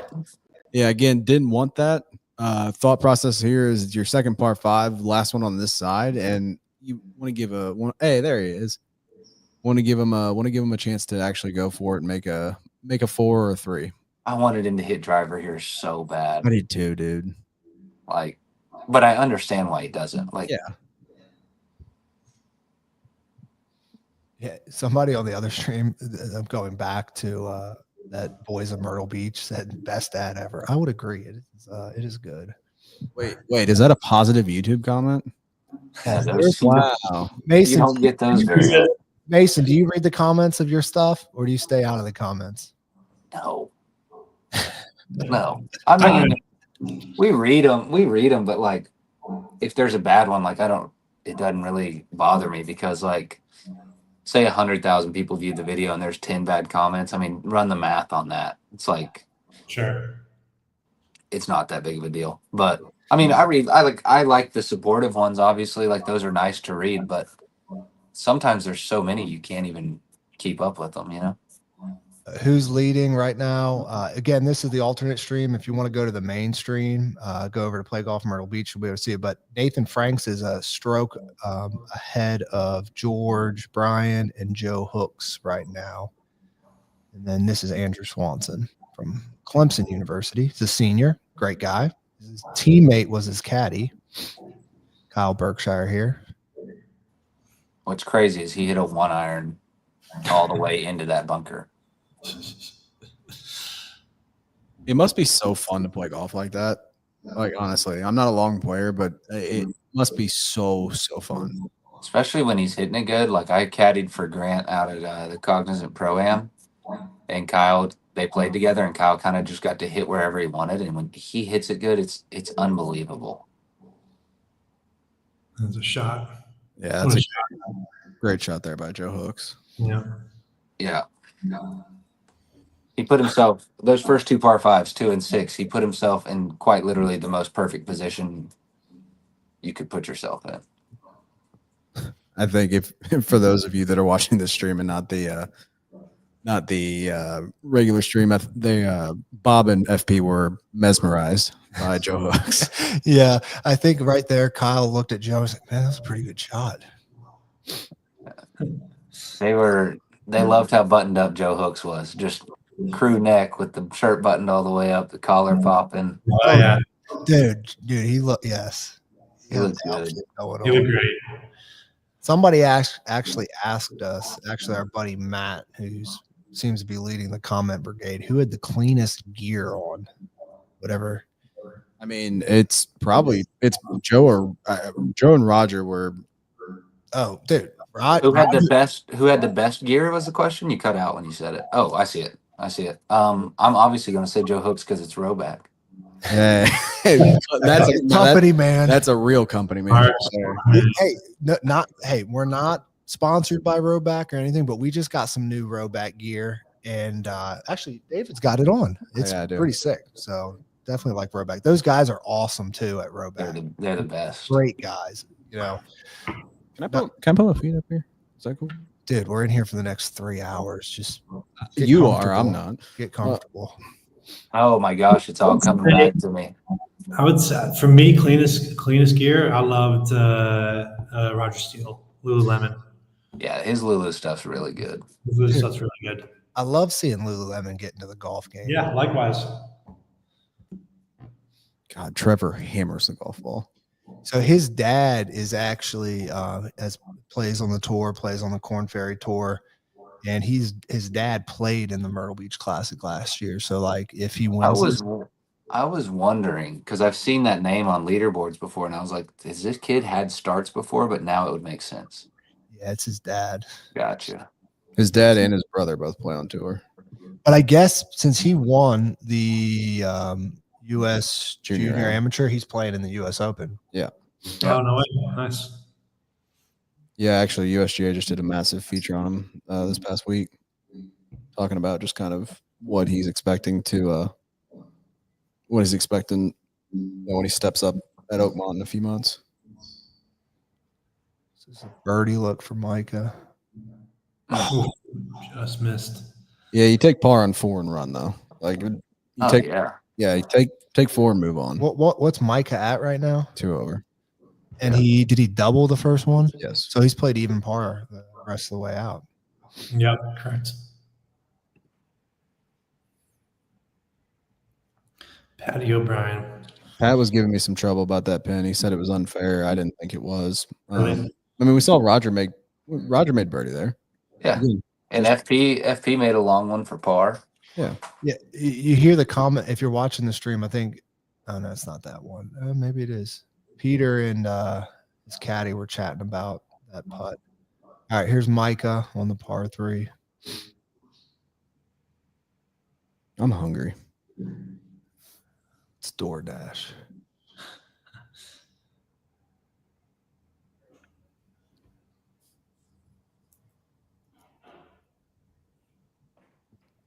David, where'd you put the pin on this one? Left side back. Better than front left, in my opinion. Yeah, again, this is the part of I want you to have a 20-footer and be able to actually get an aggressive putt, as opposed to if that pin was front left and you were above that hole, you had to be so defensive to not put it in the water. Oh, here's a great question. Mason, would love your take on it, and then we'll provide some of our thoughts as well. But you're in this space for your living, been following golf for a few years now. Where does YouTube golf place itself between PGA and Live? How does YouTube golf compare with professional golf? Compare, or like where do we stand on PGA and Live? Is that the question? Or I think I read this question as like, where is its place within the professional game? Yeah, I think it's probably a good area to like bridge the gap between the two. Obviously, we want everybody getting along because we want to play with anybody and everybody, the stars of the game and the best players that have ever played the game. I think it's starting to turn that way, but I mean, on the content side of things, we have fun, but it's also pretty serious. Sometimes we play pretty competitive golf and try to play our best. We're not tour pros and never claim to be. But yeah, we just try to keep it fun while still competing, which I think is what everybody looks for when they go play with their buddies on the weekend. I think one of the cool things is, at the end of the day, golf is a recreational game for 99.9% of people. And what I love about the creator space is that it brings the joy that the game of golf brings. Yeah. And that can be married with professional golf, right? And I think that's where it is. Like, I was at the Creator Classic at TPC Sawgrass, where Trent was on 17 and just kept hitting ball after ball after ball in the water, and like it was the most relatable thing ever. Some people hated it, and I thought it was great for the whole thing. It's like that's what, like you said, 90% of people would do. Yes, and then when he hit the green, he was so happy. Everybody was jumping up, and that's how you feel when you're with your buddies playing the game of golf, right? Yeah. Hey, like it's those moments that make golf such an awesome game, and I think that's what it brings to the professional side of things. And obviously, you need to be careful that you don't, take away from the product and all the hard work that the professionals are doing. But there's an aspect that I think it can be married in with too. Yeah, in my opinion, I think that, YouTube golf is where a lot of the best storytellers in the golf space are, right? In so many different ways. And I think you look at the pro sport and, outside of some exposés that happen during broadcast, you don't get really to kind of see behind that fourth wall in a lot of ways of the pros. And so I think, there's a little bit there, I think, where obviously the youth are really, paying attention to YouTube golf because of that personality, talking to camera, talking through shots, and I feel like it's kind of a conduit for a lot of the youthful movement to get into golf in a lot of ways. And I think there's, you got YouTube space as the best storytellers, and obviously the pros are some of the best players in the world. And I think there's an interesting marriage there that will continue to be optimized, as these leagues are paying attention to YouTube golf, and seeing just like that accessibility that's there by the YouTubers, and that interest that's being, on an ascension we haven't seen in a while, with the youth, playing golf and whatnot. So I hate using the word youth. I feel like such an old person when I say youth. How do you do fellow youths? Youths. I'll say like, anyway. So that's my take. I think, again, just great storytelling in YouTube space. I think the leagues are paying attention to that. Yeah. Look, Shane Bacon is fascinated with George's towel on the screen. Like, absolutely. I mean, it's absurd. Yeah, so George's towel has like so many holes in it, and Shane's looking at it going like, why are you playing with this towel? You've got to have so many towels. He's like, well, I ran it over with my lawnmower and I forgot to change it. And it's his own towel. So like he could definitely get another one. It's got his logo all over it. He could definitely get himself another one. All right, a couple questions. Golf with Harrison leaderboard update. So hey, if you go over to the main stream, you'll be able to hear commentary and all of that. Golf with Harrison. This is the alternate stream where we're just chatting, having a good time. But right now, Nathan Franks is 2 under. I think he has a 1-stroke lead over this guy, Joe Hooks, and George Bryan. Yeah, and Joe right there, that shot, he was in perfect position. He's probably thinking, I'm trying to chip this in for Eagle. This is where the fireworks happen. For FP? Yeah. Oh, that was for Birdie. That's one. This is Kyle for Birdie. What fireworks are you talking about, Mason? I don't even know. I can't remember. You'll see. I mean, I don't even know if the interview got used after this whole. Obviously, I haven't seen it, but yeah, I was gearing up to interview Fat Perez. That's Okay. I was supposed to grab Fat Perez and Bob. Let's see if it shows up, and if it doesn't, tell us the Yeah, I will.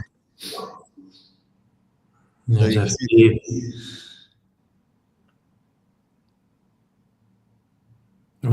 Oof. He was pretty mad at himself at this point. I think if you're watching the mainstream, like I think he's saying a few words to himself. All right, so this is for 5. Ooh.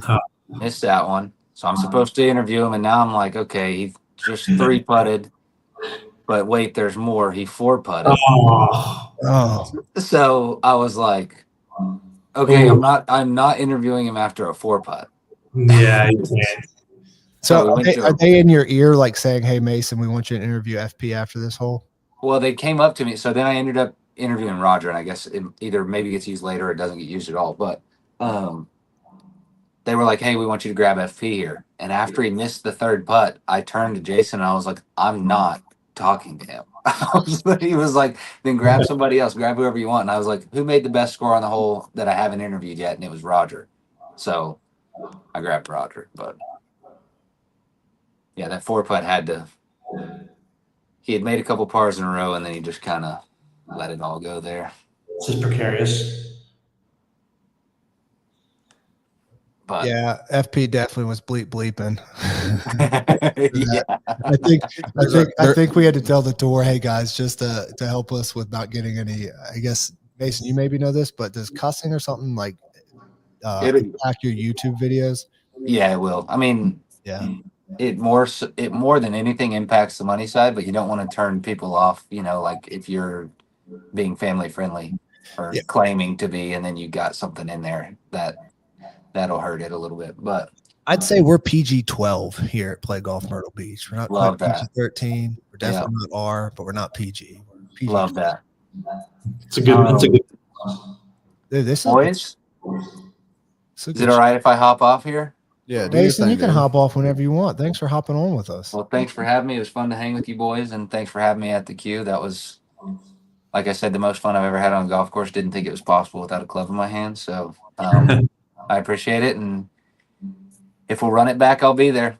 All right, my friend. Hey, we'll see you in Myrtle Beach later this year. We'll make it happen. All right, let's do it. All right. Later, Mason. Who had the Matt says bye. Matt, you're a company man. Just asking all these questions for the 200 people on the alternate stream. Who had the best putter at the Q without giving away? FP. Oh no, I can't say that. He just 4 putted. Who had the best putter? I mean, where we sit right now, I'd say Joel Hooks.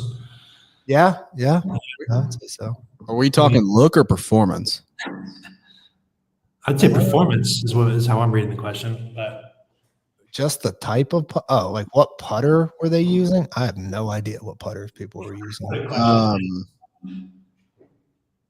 didn't get a good enough look at putters. I know George uses a lab, right? I mean, I'm a Scotty kid, so I'm gonna say Gachewski because I know he's a Titleist kid. I'm a Spider guy, so I would have say that. Oh, sorry, Joe. I'm just messing with the settings on here. All right.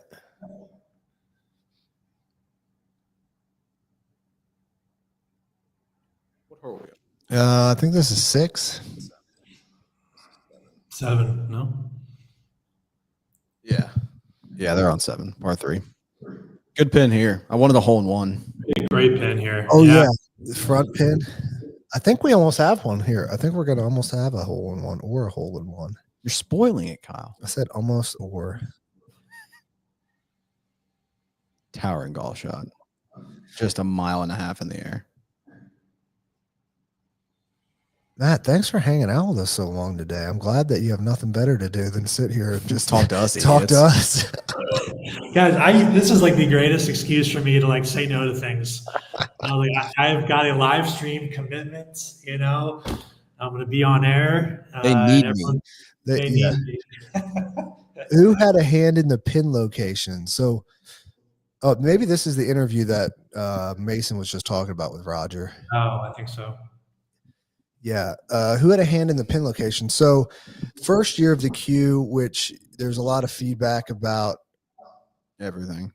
Matt, Just everything. This other guy, Matt, who just seems to be talking to us, says his dog is sick, so he took the whole day off to monitor. Hell him. yeah. Good for Well, you. not. We hope your dog's okay, but thanks Yeah. for hanging out. Thanks for hanging out with us, Matt Sassy. And we'll tell Rob what's up for you. It's Rob's buddy. Oh, is it Rob's buddy? I Yeah. was like, who is this guy? Yeah, it's Rob's buddy. So who had a hand in the pin location? So the first year, we were really underprepared. Let's just be honest. Like, there's a lot of things we didn't think a whole lot about, and we just got out to the golf course, and the pins were pretty much set Monday morning. But this year, David, to my left, he set the pins. Yep, I took care of him. Me and Dylan, with help. Well, I was gonna say with help from Ben, but he was caddying in this, so yeah, I took care of him with Dylan, and then obviously with the TPC grounds crew, they were a massive help. I think that's another massive thing here. Just a big shout out to everybody at TPC, food and bev, maintenance, and absolutely. inside and outside ops. It's not only is it not easy to film it, it's also not easy to host it. So huge thank you to them for that. Yeah, because there's so many production people that just are like running around. It's mad chaos. Here, I think this is Sean and his caddy, I can't remember his name, but he actually is Sean's sports psychiatrist or psychologist. Like a bodyguard too for Sean. Yeah, I think he's actually from either Hilton Head or Georgia, but he lives pretty close. Nice. I guess he's been working with Sean for years. It's good to have as a caddy, psychiatrist. Keep you in it. Yeah. Putt from George here from off the green. It's good speed. At the end of the day, you just want to two-putt that and get out, move on to 6, reach one par 5. George and Franks are actually know each other decently well, right? Yeah, so George was an All-American at the University of South Carolina, where Nathan is currently a senior. And I think George is actually in the South Carolina Gamecock Hall of Fame. Like, dude, I think George was literally at the time the best golfer to ever play at South Carolina. Really? Had a better collegiate career than Wesley. I believe he was either a 2 or 3-time All-American there at South Carolina. But yeah, no, George is very, very accomplished collegiate athlete. And then Nathan, what's Nathan ranked currently in PGA Tour U rankings? He's pretty high up there. It's like 23rd or 24th. Yeah. And then these juniors, you're seeing the juniors right now. Like, talk about, David, how good are these juniors? Like, some of the best in the world. If you could remove the amateur tag, they're pros. For lack of a better term, they're professionals. They play the highest level junior events, which are quickly turning into, for lack of a better term, professional events. These kids wake up every day and it's golf, and more golf with some school in there. The 3 in this group, Albert, Watts, and Kachewski, they're all going to be, they're all going to massive SEC schools with storied golf programs. So, you're going to hear about them for a very, very, very long time. I mean, they're born to play golf. That's what it is. Watts makes a birdie, gets up, one back, and now of Nathan Franks, heading to number 7. So, yep. So we got George as right now leading the Creator Pack. There's another par by Joe. Just calm, cool, and collected. Yeah, just actually, moving on. I think Joe Hooks is going to be joining us here in a little bit. There's cold. Yes. You know what? Once the wind died down and the sun came out, it was really, really nice. But dude, that morning I think this is a really good shot by Micah. Very good. From that position, Yeah. that ball is below his feet. It's destined to go right if it goes anywhere. And just to control and keep it through the not hit those trees. Lots on 7. Pretty good. Oh, what a shot. Sure, why not? Sure, why not? That'll be another tap-in birdie there for Mr. Watts. He will move to 2 under and tie Mr. Franks. Who was that? I was just looking Watts. at my phone. Fowler. He's the top ranked junior out of all the juniors in the field, according to whatever the rankings are. What's his age now? He's at 17. 17. 17. Excited to see this pin on 8, says Scott Tomasello. Scott Tomasello used to be the tournament director for Golf Tourism Solutions and helped put on the original Q. Scott, are you watching both feeds or just this one? Because we're honored if you're just watching this one, which is the B team broadcast right now with Hey, David and Matt. Matt brings all the good looks, and then me and David are just here. Yeah, That's not true. deck fluff. Oh. He said Scott Tomasello says he's only watching this stream. He's saving the main for tonight with some margaritas. That's right, Cinco de Mayo. Which That is today.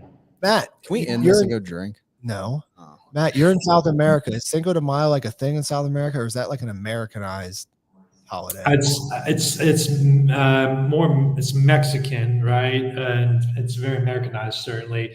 Down here, it's not really something that they. I mean, trust me, everyone looks for an opportunity to drink margaritas down here, but it's not as celebrated as it is in the States. Anyway. Yeah. Oh, here you go, Scott. Here you go, Scott. Here's the 8th. Where's the pin on this one, buddy? Me? Yeah, you said it. Back right. Driver by Kyle. Oh, okay. So this is. He looks like driver. You got to throw some hard pins at these guys. At the end of the day, they are good golfers, and you got to, if you're getting a spot at PGA Tour, you have to hit golf shots. Oh my! Yikes! Oh, go right, go way right. Was that a driver or a 3-wood? I think he was trying to drive it. I bet. Drive at 370. He's driving it. I think he was pretty I think ticked. Bobby. I think Bobby was like, "Dad, you hit it well." That's the wrong way. Eternal optimist. I love it. Oh, another fairway. Bobby Ray was a good dude. He's a great Matt, guy. did you guys film that commercial with him in Long Drink that I've seen? We did. Yeah, we filmed a few things with him with Long Drink. Was that before the Q or after? That was before. It was about a month before. Okay. So I had no idea that he was going to be here, and so when I saw him, it was nice to see each other, and we talked a little bit. Yeah. He's a great guy. He killed the commercial. He was so good at it. It's a great commercial, man. Thanks, man.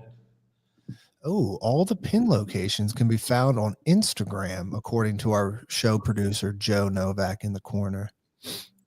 Oh, okay. So They can. It was a great graphic that he made that he worked very, very, very hard on, and we're winning awards this year, right, Joe? He's nodding his head. So this is Joe's caddy. You remember his name? Or Roger's caddy? Oh, He was a cool guy, though. a great guy. I think he's not like Joe's from Chicago. I don't think his caddy was.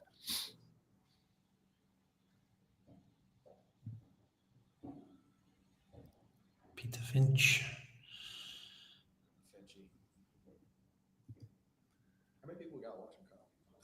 This stream, we got 167 loyal people on the alternate stream. Thank you all for watching. Yeah. Hey, if you are watching, let us know where you're watching from. If you have any questions, shoot us in the comments. We'd love to answer them.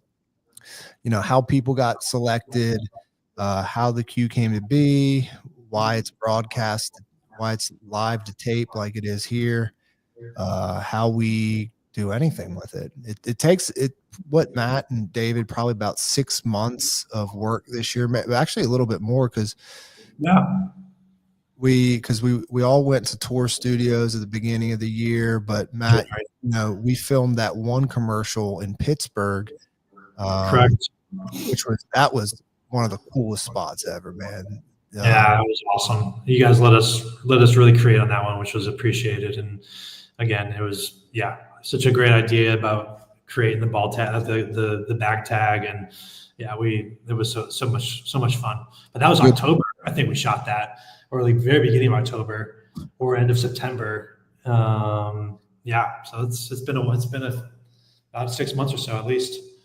Good birdie for Micah there. Good birdie. Hallie was with Micah, Peter, Pat, Drew. So Micah just birdied. He's playing well. Croup daddy. So remember, Kruper's +1 right now. That's a great shot. Kruper's 1 over, but didn't he double? He doubled 3. Yeah, so he's Nope. playing. There he is. T1. So Tyler Watts last year, I think he was third or fourth at the Q. He's now tied for second. This is a tough shot right now for Sean. I think Shane was just saying, like, he's talking through where he needs to hit the shot through. Great process by Sean and this caddy here. Really just kind of getting in, deciding a lot of clutter kind of around the golf ball there. Worried about moving something and having the ball move and having to call a penalty on himself. So great process here. But I'd suggest everybody go watch the actual cue so you can listen to this process, because it's for all of us who play golf, we've all been in this exact scenario and been like, yeah, we'll just hit 3. Look at him trying to gently move this pine cone and needles. Surgical. The realtor. Start calling him the realtor. Isn't that what people said on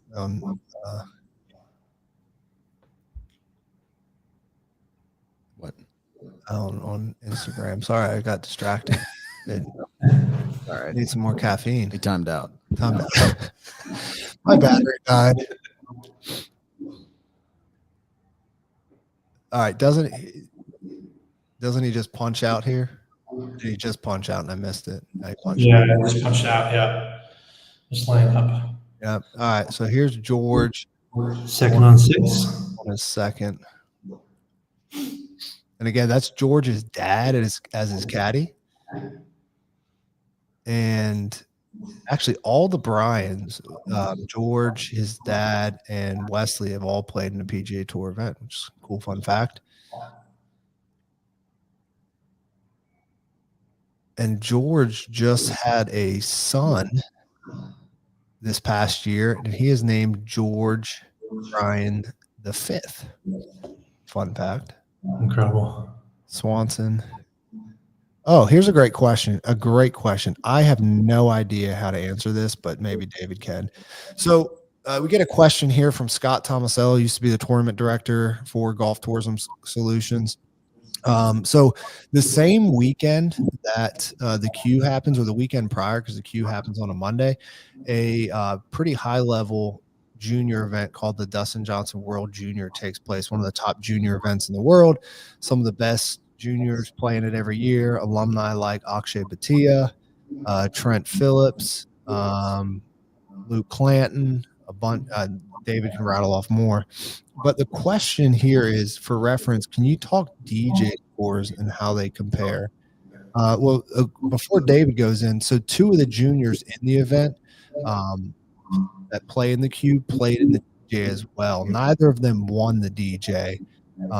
Tyler Watts and Jake Albert, and they did not win the DJ. But how do the scores compare?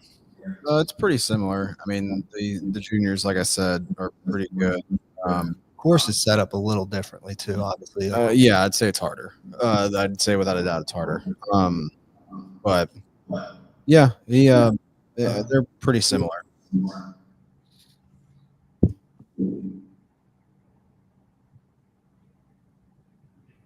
This is the par 3 with the front pin. Mike coming up pretty short on this one. I think he's here talking to his caddy. Oh, here's Patrick O'Brien, Myrtle Beach guy representing the Myrtle Beach area. Nice shot. Oh, look at that shot. Great shot. I think we should invite Pat and Ben to come in. Email them the link. All right, I'll email them the link. You want to go let them know? Hey, Joe, just tell them, make sure they're in a separate room.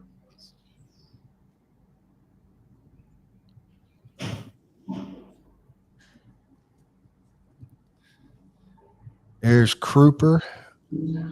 So here, Carol was talking to Kruper on Ben about what it's like playing in a tournament, and Ben actually had played in a competitive round a few weeks prior, and I think he's a guy that, I don't know Ben well, but from chatting with him, that he wants to be a high-level competitive golfer. And she's talking to him, and he's just saying how he's out here grinding right now, which he had that double, but I think he's played pretty well. After that double, he's played to 1 under. So talking about that. And here's Nathan Franks and his caddy. I think his caddy's name was Bo. teammate at South Carolina. Yeah. I think they're laughing about his shot that he just had or something here. They were talking that bunker that he's behind. They were talking about covering it, and he didn't come close to covering it. So that was why they're laughing. Okay, and then here's Sean. See that rough, dude. That rough is thick. Like that's one of the things that I don't think if you're watching people understand like how tough the course is set up. It's not set up like if you were to play TPC Myrtle Beach today, it plays much easier than it played on that Monday. So I think a lot of times when you see the scores, you really have to take into consideration how much harder this course is set up. Here's George.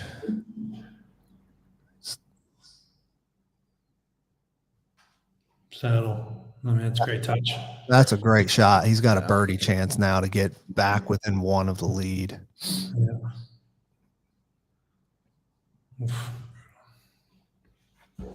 Ooh, that's not. No.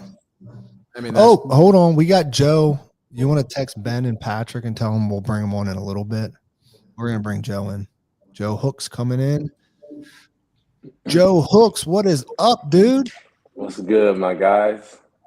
We got Matt, the Big Bird team here, and then me and David. Can you text Patrick and Ben and tell them we'll bring them on in a little bit? Joe, what's up, dude? I didn't mean to just hop in. I feel like I might have.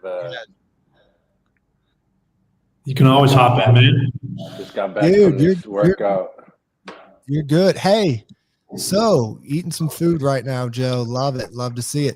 Joe, dude, we've been talking about you a good little bit about, some of the comments and people like we've talked about is, dude, you are a man on the mission right now on the queue. Talk about, I think you're through, how many holes is Joe through right now?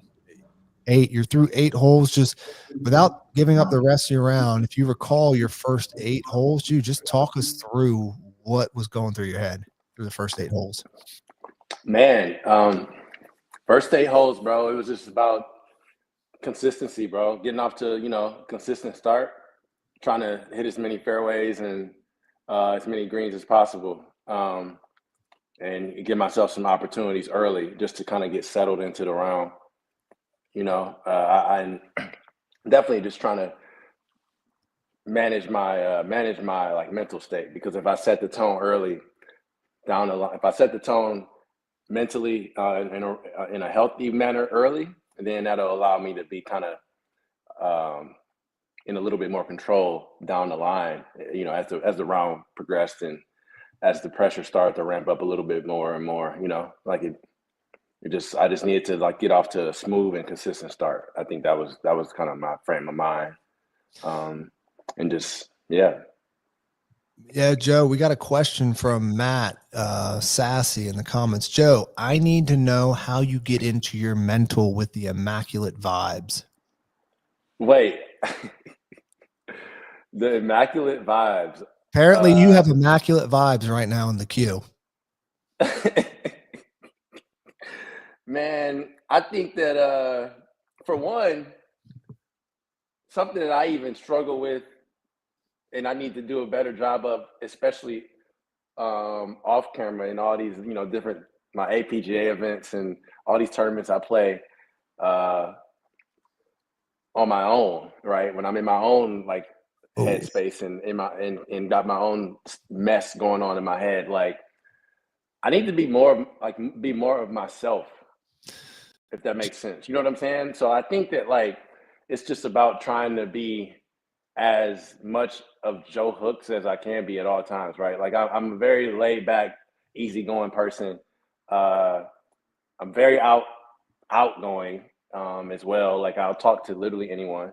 And at the end of the day, I think I need to talk more in tournaments, and I need to be just allow my personality to be at the forefront of like my of like who I am when I'm playing tournaments.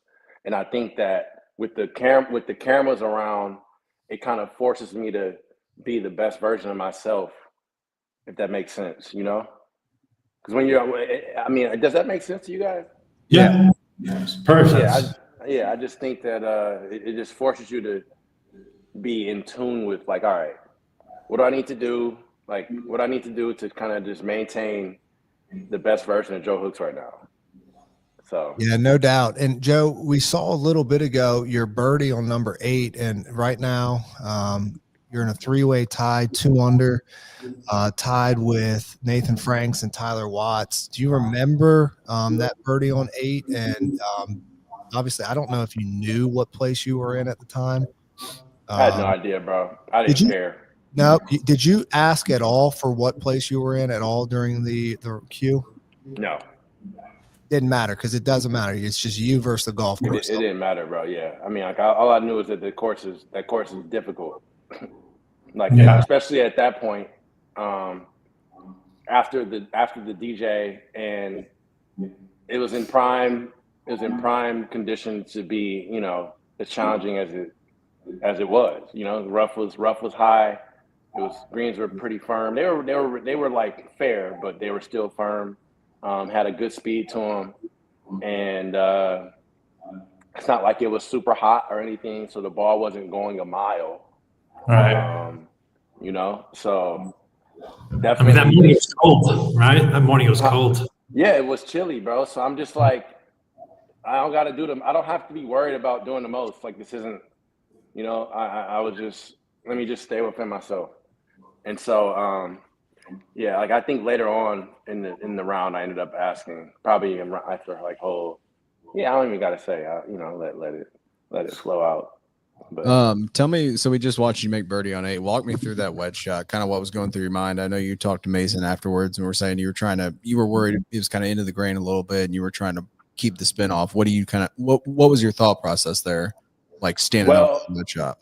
Well, it was, yeah. So with that, I think I had a little bit of a downhill lie, and with the ball, with these wedges, and the ball being or sitting a certain way, right? Especially sitting into the grain, I know that ball isn't going to spin as much.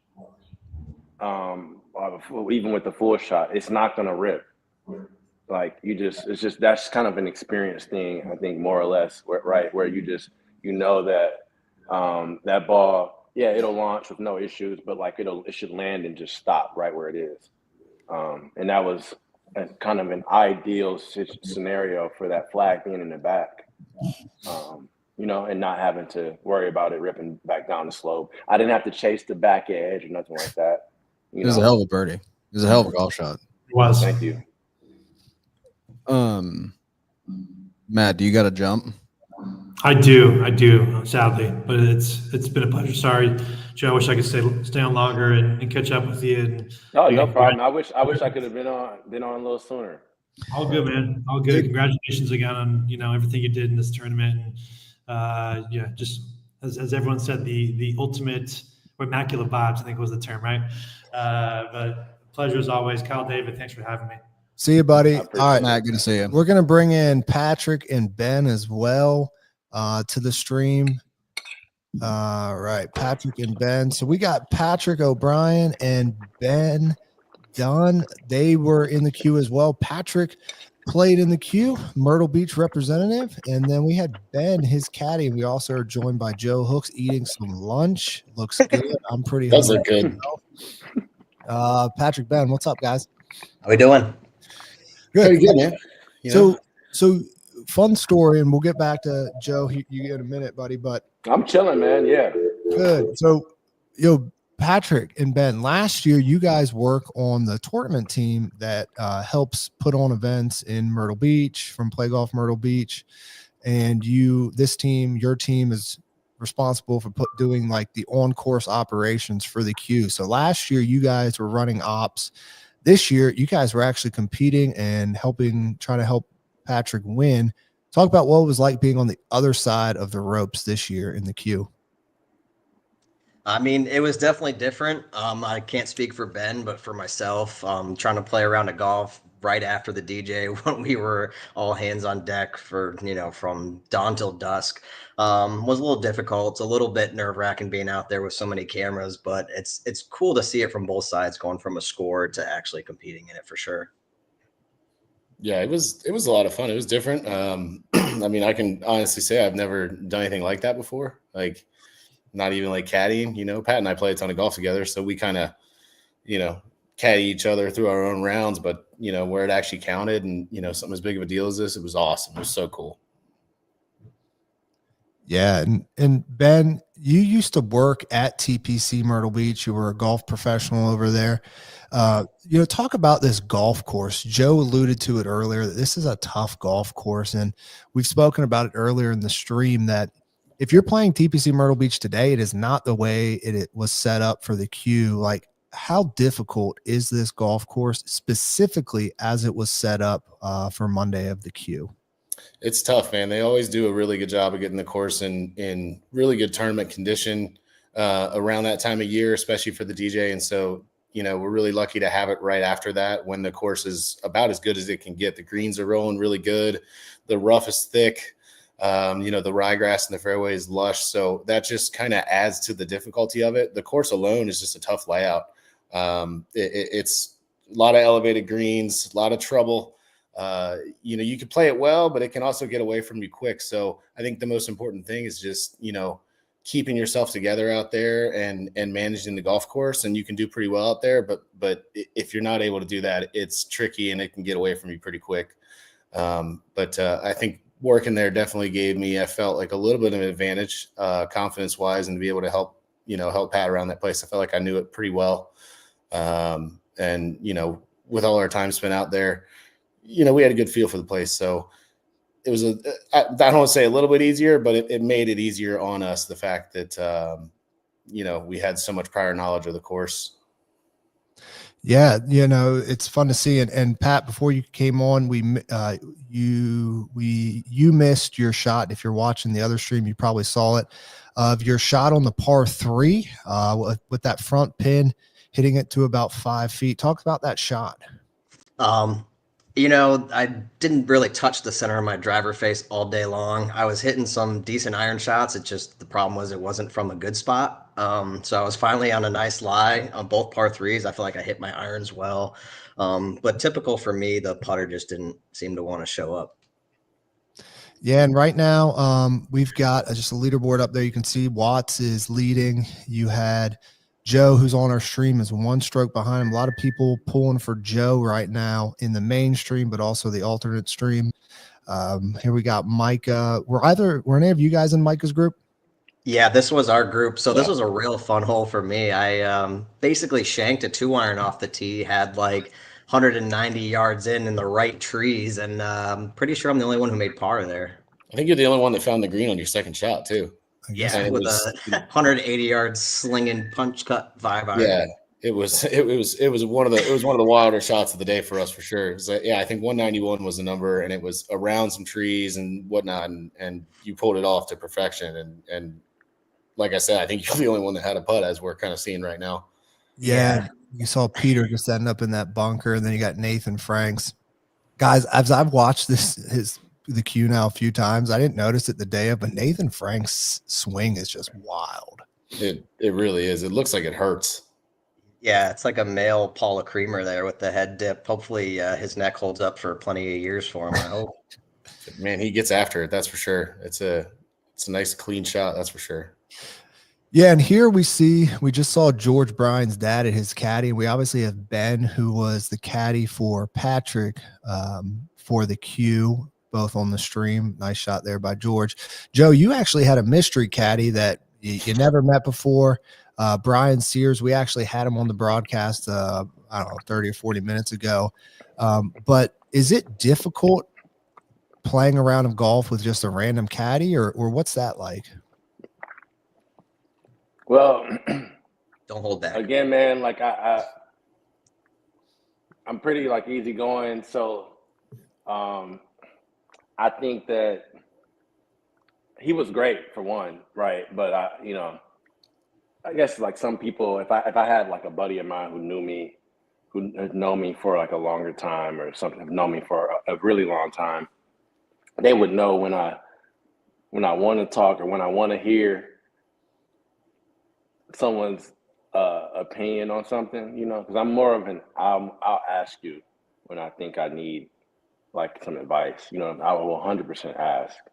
And that's in general. Even if I had my buddies that are on the PGA Tour, if they're caddying for me, I'm still not going to want them to just offer anything to me. Yeah, know? that's always tough, is especially if you're meeting a new person and they don't know like the players, you know, how they want to handle certain situations. Ben, how did you handle it with Pat? Did you give him advice, or did you just wait for him to talk to you, or what was that like from a caddy player? Honestly, it felt pretty natural because I think I said earlier, like we play a lot of golf together to begin with, and there's a lot of times where we're on the same team anyway, or sharing the same cart or whatnot. So really, it just kind of felt almost like a round of golf that I just wasn't playing in, where, you know, I know his game pretty well for the years of playing together. So I knew what he could do, what he can do. I knew when to kind of do my part and try and keeping things cool. So it was comfortable for me being able to do it with someone whose game I know so well, and that a person that I know so well, and that, you know, I'm lucky enough to play golf with all the time. So it made it a lot easier for me. I felt like I kind of knew those things that Joe was talking about, that when to give advice, when not to. You know, it definitely helped, you know, playing all these rounds with Pat and playing around. And like I said, when we play, we kind of caddy for each other in a way anyway. So, you know, that helped a lot as well. And we're seeing Joe again. Joe, you had that birdie putt that went a little long, and then you just saved par. Still a shot back at this. Man, I'm still mad about that putt. I'm not even going. I can't even hold you up. I'm still. I wanted that so bad, and me and Brian disagreed on the read really, and I just knew that putt was gonna move a mile as far as the amount of breaking. Yeah, I think if you're watching, I took his advice on that, and I'm like, I think if you watch the mainstream, you hear him apologize to you after going, "My bad, buddy." Oh no, yeah, I don't, bro. Yeah, it's not a matter of blame. It's just like I should have trusted myself there, you know. So that's another fine line of you know, like I appreciate him speaking up, and I do appreciate him like trying to let me know that, like, look, bro, this may not move, you know. I really do, but that's where my doubt. I didn't trust it.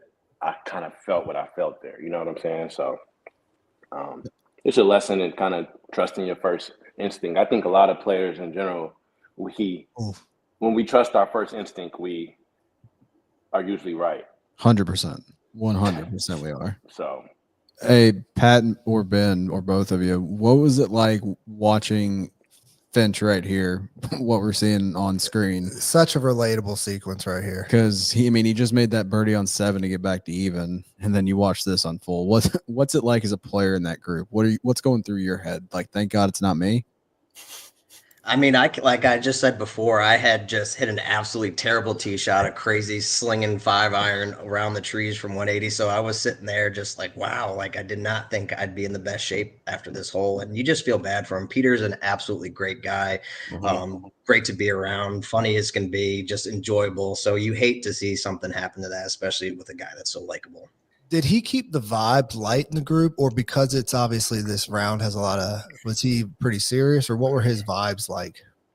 I think he was pretty good. He was very light in between shots, and then he obviously focused in during shots, but the whole round we were kind of going back and forth. I mean, I remember joking with him about, I thought it was going to be 45 degrees that day. I had long johns, like fully clothed. I was sweating, and we were joking about that the whole way around. So he was definitely. Hey, Pat, man, you would rather the muscles be warm and have a little sweat going down there in them draws than that mess to be cold down there. Like, I mean, am I lying? You'd rather be warm, man. So. I talk about this. I mean, I'd rather it be 110 degrees than anywhere in the 40s. I 100% agree there, but I'm gonna have them layers on because I was out there a little hot too, bro. I'm right there with you. Well, here's Sean just wearing the polo, like he don't care. Yeah, I think he's the only he looks one like he now. might be Canadian. I don't know. He's from he went to school at Gonzaga, which is in Washington, so he's probably used to the cold.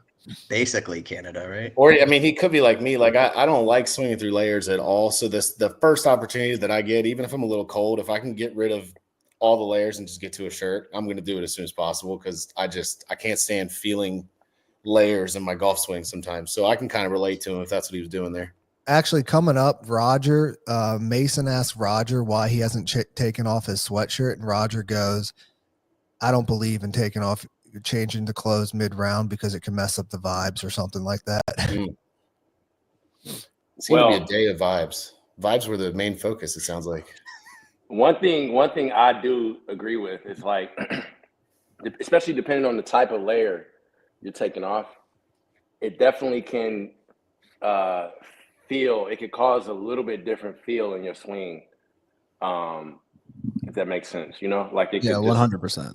It definitely can, things can feel a little bit different if you take off something and also like keeping it on. We're golfers, man. We're superstitious. We're crazy. We all have weird little superstitious things, right? So like, I don't ever carry more than 3 tees in my pocket at any point in the round. Like, and I don't know why, but it's just, we do weird stuff, man. So if that's his superstition, I respect it. I've had those rounds where like you warm up with a pullover on, it might be a little chilly, and then this is the clip Kyle was referencing right here. But like you warm up with nothing, with like a pullover on, and then by 4 it's too warm and you're sweating and you take it off and you feel like you lose that swing feel completely, and you're like, oh god, I got to put it right back on. Like, I don't care, I'll sweat. Well, I bet Joe was just relieved that the Kahuna wasn't talking to him anymore there. Yeah. Joe, I don't know if you knew this, but your caddy has, I think, self-proclaimed himself the Big Kahuna. I don't really like that name for him. I'm not going to call him that, but oh my god, it was that's funny. I don't know if you guys just saw that, but watching the shot of Kyle Berkshire, then FP, I think that might have been Kyle's best tee shot. Joe, and sorry if you guys have already talked about this. Joe, what's it like to watch Berkshire hit a golf ball up close in person? It's annoying, bro. You don't gotta hit that hard. Like, too much. Like, you know what I'm saying? Like, it is impressive because I love his golf swing. Yeah. But it's like, bro, you're 110 yards from the green, bro. Like, you didn't need to swing that hard. Like, his tee shot on 9 was insane. Bro, like, it's impressive, man. But it's annoying to see someone like just use all that speed. I mean, it's what he knows, right? But it's like, I talked to him about it. Like, bro, yeah, just, you don't need all that speed all the time, Oh man, we actually have 2 people in the chat right now still talking about Gonzaga, saying one guy plays golf with Adam Morrison, former Gonzaga legend. Oh, nice. Have you ever heard the story about his like fallout bunker that he has? No. It's crazy. Just Google it. I'm not going to get into it right now, but so right now we got Franks and Watts at 3 under, Hooks.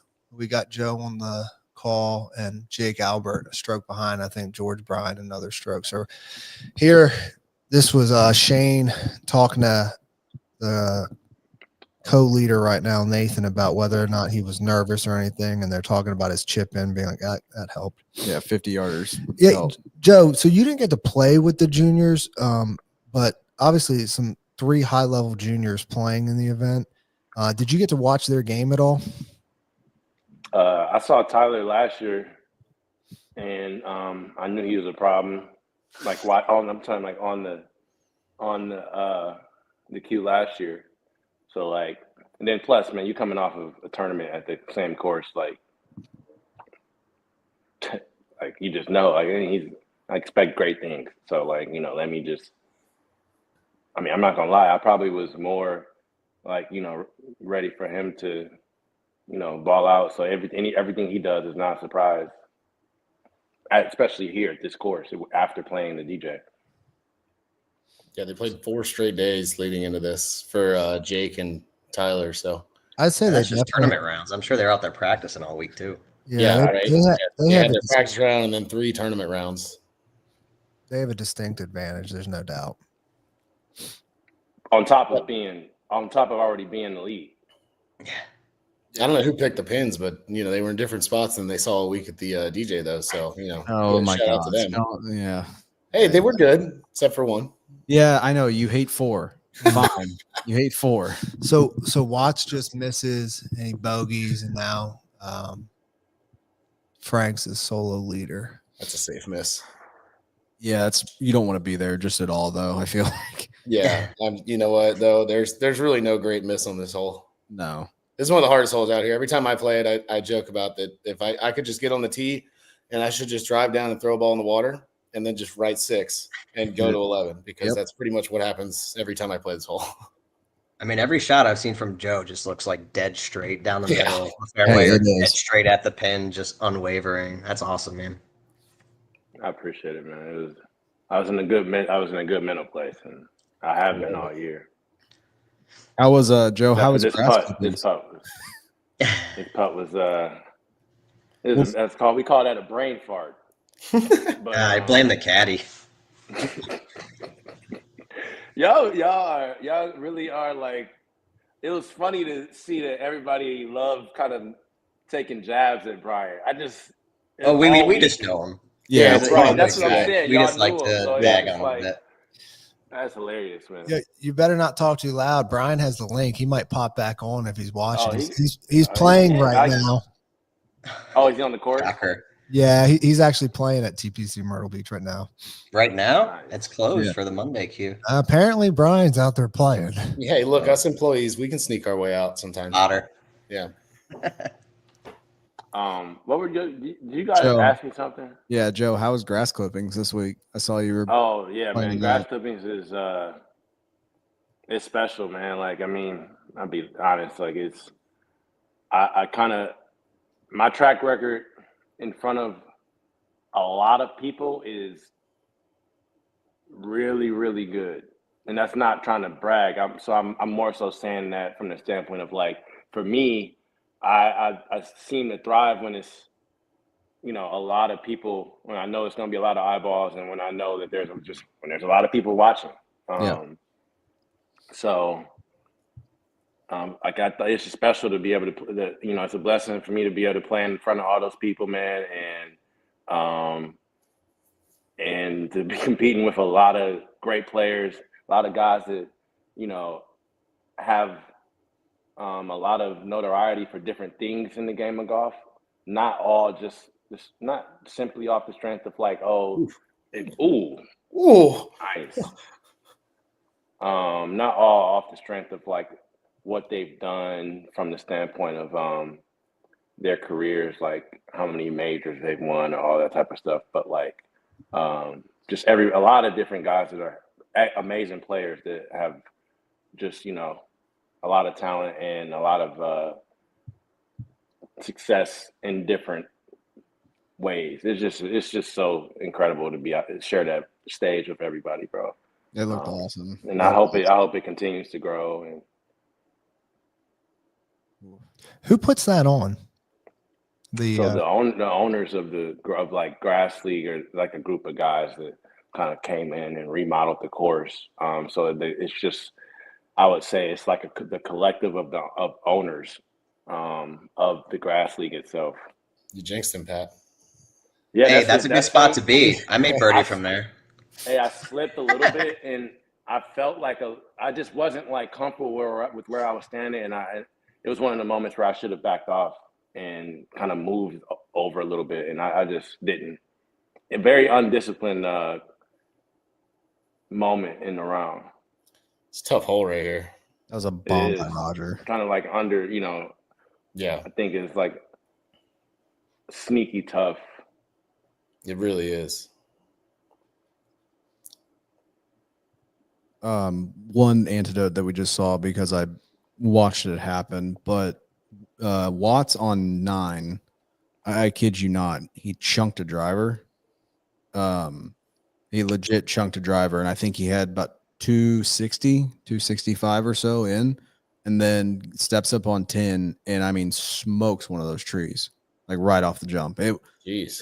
Dude, it was crazy. It was. I don't think I've seen him hit a lot of golf shots. I don't think I've ever seen those two tee shots back to back ever. Well, what do y'all think he was trying to do? Like squeeze something up just left of the water, like a little stinger or something? Or dude, I have no idea.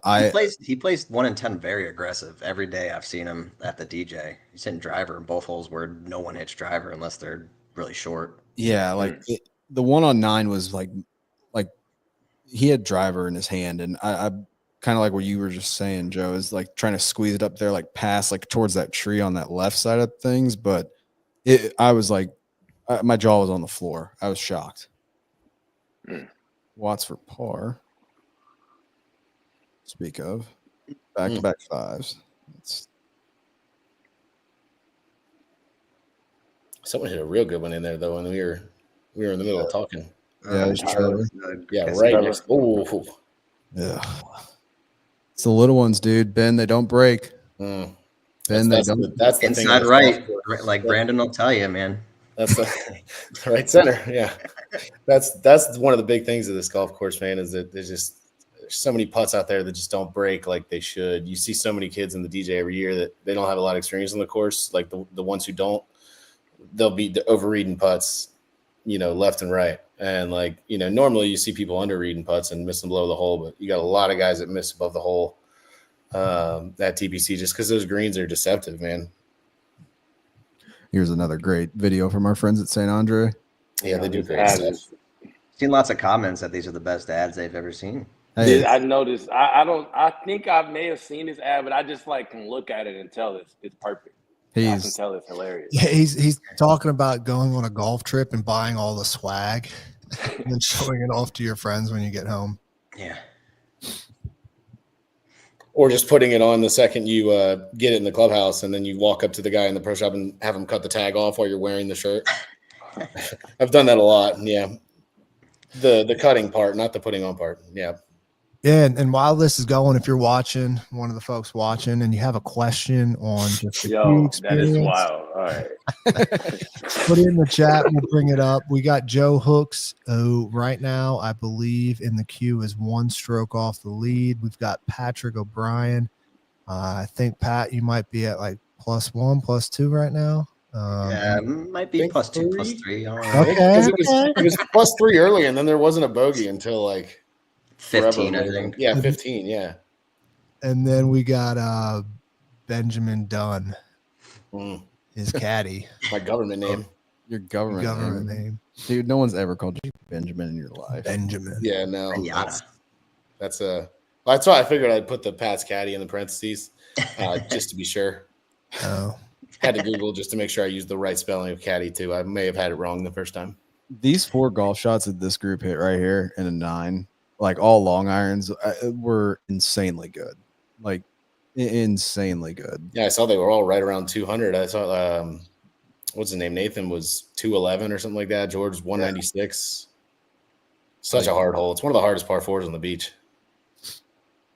And a big shout out. That was a big thing from last year, is that a lot of complaints about no yardages. A huge shout out, since we haven't talked about them. Yeah. The Coastal Carolina PGM students that were out there running around gunning yardages for us. Couldn't have done that without them. So. Yeah, I think that's what a lot of people don't understand when you produce something like this. Like when you watch a live golf, they have FP was 1 under here. I don't know. Did it say 1 under? It did. Making a move. We forgot crawled back. I didn't even notice that, and I watched this thing 6 times. Oh, he had that wild card that gets you like 8 strokes. Oh. Oh, I think there were a couple putts in our group on this hole that just sat on the edge like that, just barely missed. I think I started singing Pink Pony Club after I lipped out here. Did you guys? Right. Hey, fun fact that we were alerted to earlier today in the stream, that Micah is wearing his brother-in-law's pants. That's a tough miss. In this, that Micah didn't bring any pants to this trip and had to borrow a pair of pants from somebody. So wasn't wearing joggers, just didn't have pants. Or was that just his excuse when someone gave him crap about I believe him. I mean, it's from Mason. I mean, I'm just messing. We got a cool comment. The production this year has been a huge improvement to last year's. Great job. Oh, thank you, Tall Joystick. We appreciate it. And shout out that a lot of people helped produce it. It was a joint production between Play Golf Myrtle Beach, PGA Tour Studios, and they did the heavy lifting, really putting this together, editing it, the tours video team, production team, audio team, and then Big Bird as well, who, when you see a lot of these feature interviews and stuff, they produce that. And then you couple that with the Play Golf Myrtle Beach events team that was running the show. It was definitely a joint effort, and hopefully we'll be able to continue doing this. We have a lot of fun, and the opportunity is to try to give someone an opportunity to earn a spot onto a tour event. Like this is a sponsor exemption spot that is up for grabs that has traditionally been given to people. And I'd rather see someone actually earn it versus be given it just based upon whether or not they're popular or they might be a favorite within the area. I'd rather give it to someone who earns it. Like you talk about production too, Kyle, and like it just, being on both sides, being on one side last year and being in it this year, like you could definitely tell the level of the production and like the cameras that were around, like everything was top notch this year. It was a huge difference. And it's turned out awesome, man. That pin was ridiculous too, by the way. What hole was this? Dude, hold on. 11? Real quick. I couldn't find a good spot on this green to put this pin. Like could not find a good spot. And I might have deliberated on this hole for 35 minutes. I looked like a psycho. Really? When you guys are playing it's one of the hardest ones on that hole for sure. Dude, when you guys were playing your practice round, after everybody had gone through 11, I went out there and I was standing, and Dylan and I had a golf ball in our hand and a putter, and we were just kind of hitting around. And we're like, there's like 0 good spots for a flag on this green. Like I didn't want to tuck another one right after 10. And I was like, I don't know where the heck to put it. We actually moved it a little bit because where I had it first was going to be even harder. Like it's such a hard green. It's sneaky hard. You wouldn't think it looking at it from the fairway. Joe, Patrick, and Ben, where would you guys put it? Right there. I liked it where it was. I hit it to like 8 inches. Of course you liked it. Yeah, like don't get me wrong, bro. Like I'm all for difficult pins. Like yeah, no, that one everybody has to play it. That putt, but like FP's putt, breaking and then trickling sideways like that. That's yeah. If you weren't right below the hole, I mean, it was tough. But to your point, there's not many spots where you won't have that situation, depending on where you're coming at the hole. Right. All the way in I the guess back on some right. of the holes like that, like putting it in the back is you get even. Yeah, you like get guys David said, they didn't want to tuck back to back right. I think that's pretty similar to where it was last year, like middle right. And there's a bit of a cliff on the left side too, so you gotta be careful if you go back towards the left because it falls off a little bit on the back there. So in my opinion, that's one of the tougher ones out there. Typically we see it every year, at least once during the DJ, which is, we all know that those pins are set diabolical. So this is an interesting hole, drivable par 4. Well, interesting for me, for sure. Yeah, Pat's got an adventure up here. Yeah, Pat, we see it. Roger was not. He made that birdie and was. Kick a little right. I was rooting for him to get something going there, but. Oh, Joe. Wow. Close. They cut away. Where'd it go? I think Joe outdrives Kyle on this one. He better. Yeah, he had a nice. Did he really get that close with an iron? They're getting. Oof. Yeah. Yeah. Forgot there's a microphone. Yeah, Joe and FP are kind of like same spots here for the most part. FP Kyle hit 1 iron. A 1? 1 iron? Yeah. Like a legit 1 iron? Yeah, he has a 1 iron. Yeah. Like an old school putter? That's a choice. 15 degrees like they used to have? No, it's just one of those little cavity back driving irons that he's got. He's just got it cranked completely down. You see the leaderboard right there. Our buddy Joe is on the stream. Currently 2 back from Nathan, George 2 back, Watts and Albert 2 juniors 2 back. About halfway through the round.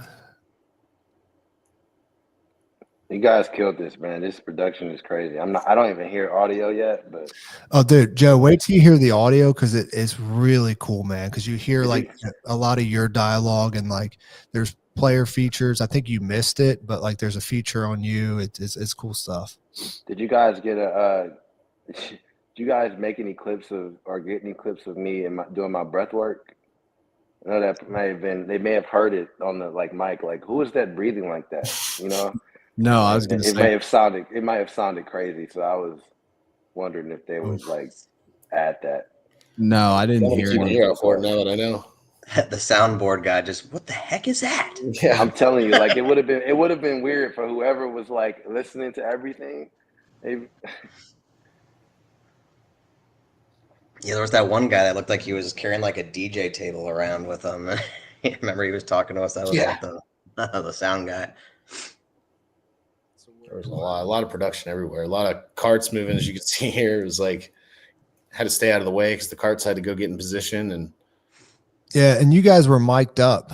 Does that impact your golf swing at all? I could feel it pull a little bit just the way I had it. Obviously, I think that's the first time I played around with a mic like that, like a wired mic. I could feel it, but I can't blame the mic for anything that I did out there. That's for sure. oh, I think they did it. They did a good job. They know what they're doing, right? Like that's just a matter of the teams. Probably, PGA Tour Studio teams like experience and just getting the mic in a spot where it's comfortable and kind of prioritizing our comfort and working around that. There you go. That lie was so bad. Oh my goodness. Ooh. Hell of a golf shot, though. Battle. Like, there's not much else you could really do. Last thing you want to do is try to get cute and leave that thing at your feet. Exactly. Oh, Birdie for Mr. Hooks here. Count it. Back, one stroke back now. Nice job, Joe.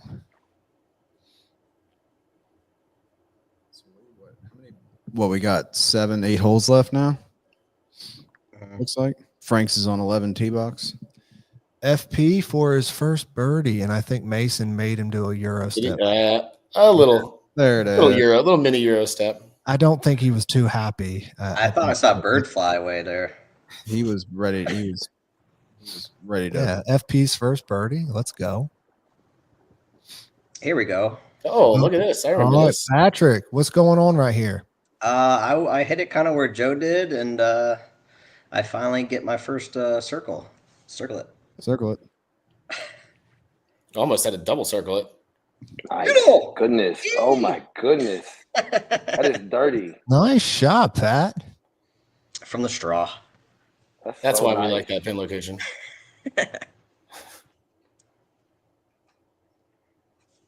He must have got a pretty good number from his caddy to hit that shot. I tell you what. Super number. Caddy was all over it. Hey, if you guys want a fun game, just to show you how locked in Tyler Watts was this entire day, after this, go back and watch the whole thing with sound and count how many words Tyler Watts says, because I think it might have been less than 30. No, he talks Count about the one bleep he had there earlier. he talks about FP in a little bit, or at some point. All right, just FYI, golf alternate. Yes, this is the alternate stream. This is just us having fun watching it with Joe Hooks, Pat O'Brien, who played in it. We've had others join us. We'll have more join us later. We're just having a good time talking about what happened, them giving their experiences, us giving ours. If you want to watch the mainstream, head on over to Play Golf Myrtle Beach. You can watch the mainstream with all the audio and everything there. Under the videos tab. The premieres show up under the videos tab, just as a reminder. Who's hosting this? Well, this is hosted by Play Golf Myrtle Beach, and the winner of this is getting a spot in the Myrtle Beach Classic this week, the One Flight Myrtle Beach Classic. Tournament starts on Thursday at the Dunes Golf and Beach Club. So there's a spot on the for the PGA Tour on the line, and we've got a young junior, Tyler Watts. What did he just do there? Did he birdie that? I think it tied the lead. And then we got Joe Hooks on the stream. Guys made that. Guys, what link should I share? I'm gonna post it on my story. Share the main feed, unless you want people to watch this, but Yeah. I'd share the main feed. I'll text it to you. Just FYI golf, are they really live? If they are live, Joe and Patrick and Ben can be in two places at one time. Because Pat right now is putting and he's also sitting down watching. No, this is live. He's making a birdie. This is live to tape. We played the round in March. Everybody kept it secret, and now we're going to find out who wins. And again, before anybody chimes in, our end goal for this was to do it live. We were told by the powers that be that we could not. So before you come at us, that's no. But this is still fun because we're getting to rewatch it with everybody. This up and down, ridiculous. Oh, here we go. This is the shot Mason was talking about. Is this the shot? Yes. I mean, just unbelievable. That lie looked ugly. Joe, Ooh. talk us through that Come lie. on down the hill. Look at it. Oh yeah. Come on. That, Filter. Oh, that yeah. lie. Filter. Joe. That's a Oh. beauty. That lie was like I was hoping to make bogey, 100%. Like I mean, I don't know. That was just had to dig deep, man. I really didn't want another bogey after the bogey on 11. I think at this point I'm locked in on no bogeys, right? Just like bogey avoidance by any means necessary. So Do you that feel up like and you stole down. one there? Yes. Yes, that up and down, man, is like that definitely set the tone for like just kind of my attitude the rest of the round. I could tell just in your walk off that it added some confidence right there. You just looked like you felt good. Oh, This is Nathan Franks. He just hit his shot. He, at this current stage, is the current leader. George Bryan, last year's runner-up. 3 strokes back. Ooh, he needs Love a birdie George's here. swing. What a shot. Good That shots putt's from Bubba. that putt's gonna break so much. Yeah. Yeah, I couldn't lie. I was pretty scared over mine coming straight down the hill, even though it was only like a foot or two. It still moved like a cup. Roger even said after his birdie on 11 that he was like, I felt like I hit that maybe an inch. Yeah, It was shiny too. Like these greens, they had been, double cut for the tournament so many days in a row that they were shining, man. I never thought about this. Let's get Nathan Franks some hot dog sponsorships. I mean, how do you not? Double Nathan? dog, man. He's the in. Nathan and the Franks. Get that name, image, likeness money, Nathan. That's what that girl did with Sierra Mist, right? Just do that. Yeah. Good putt. It's a great 2-putt. That's a great comeback for the momentum right there. So you just saw the scoreboard, still pretty tight. Got 4 or 5 guys right in it. Drew Sykes, freshman from Coastal Carolina, from England. Maybe see some fun stuff coming up here. Maybe. Drew not having his best day, but he's battling. He drove it in that back bunker. He hit the hell out of that ball, man. Yeah, you guys played in Drew's group. What was he? What was he like as a player? Young kid, locked in, coming in from England.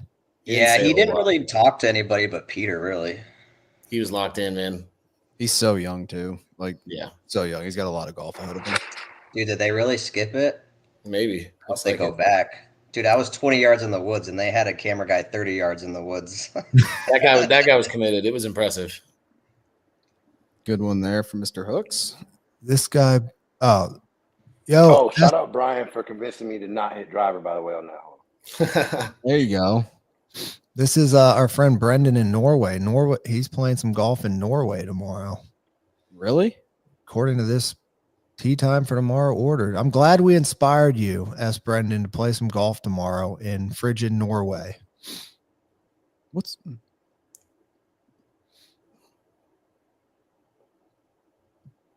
Advice for wet conditions? Do it. Spikes for sure. You can't go spikeless.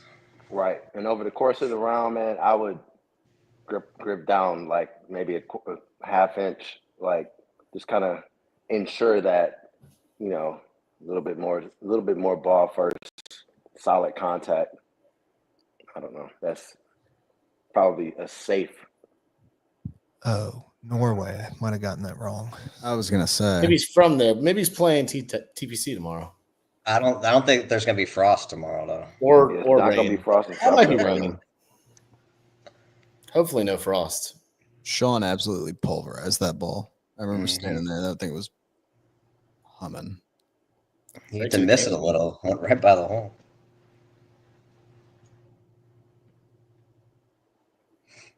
Oh my gosh, such a good swing. Such a good swing, man. Who is that guy? Where did that go in the bunker? Yeah. Yeah, just right. Like I kind of was just. Golf shot. Do you know Ryan Blackwell, Joe? He's rooting for you. That was his best looking shot tracer I've seen today. I don't remember. I don't recognize the last name, but I appreciate the love, man.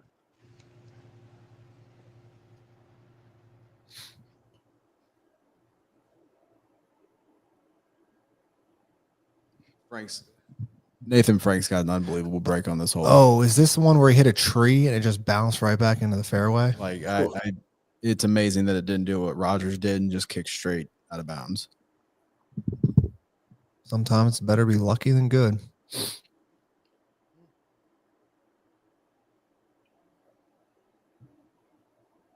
There's another fun shot from down there and that thick stuff. That's a great shot. Yeah, you really just got to get down the front of the green and it runs to that pin. Yeah, let it roll forever. Just like, see, just trickles.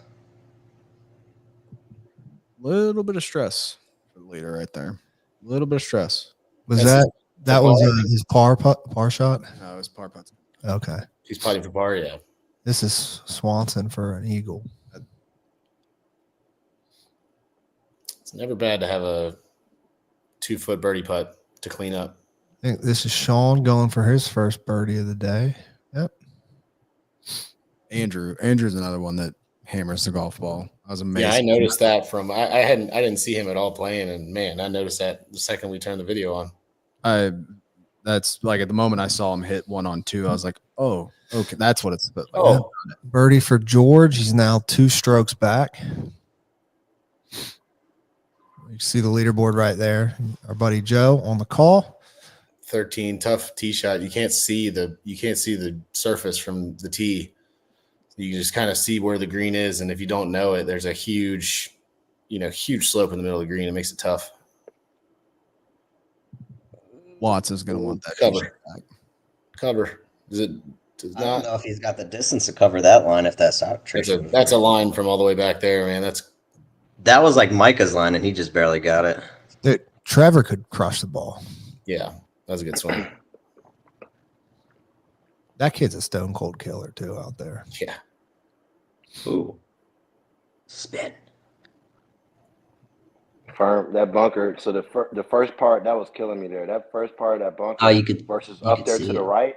Up there to the right was normal, and that back part was not, because I hit a lot of bunker shots from up in that front part, and so I mean I just got a little bit of a bad break there, and unfortunately that hurt for sure, because I just 2 great shots to get there, and I'm thinking make on the bunker shot, It looked like you could see it, like your feet sunk a little bit, but then the ground did not give at all when you hit down. No, it's kind of dark. You know what I'm saying? Like that dirt, that dirt look when you hit out of a firm bunker too.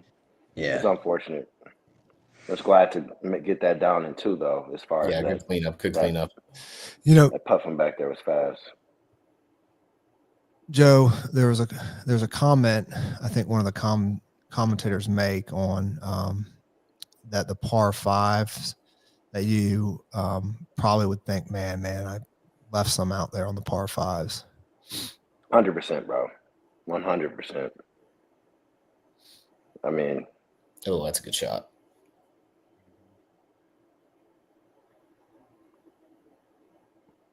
Down the slope. Ooh, it's a tough putt down that hill.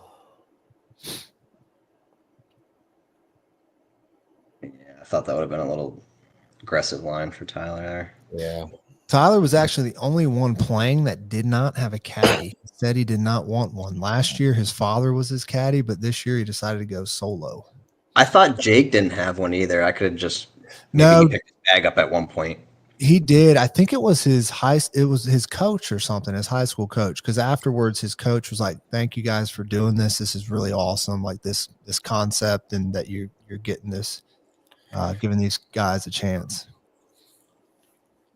Oh, good kick. Yeah, good shot there. Kate Heath, who's going to win the game? It's a great question. Find out, and once we're done, is that Kyle with a driver? Like 3rd one today, maybe.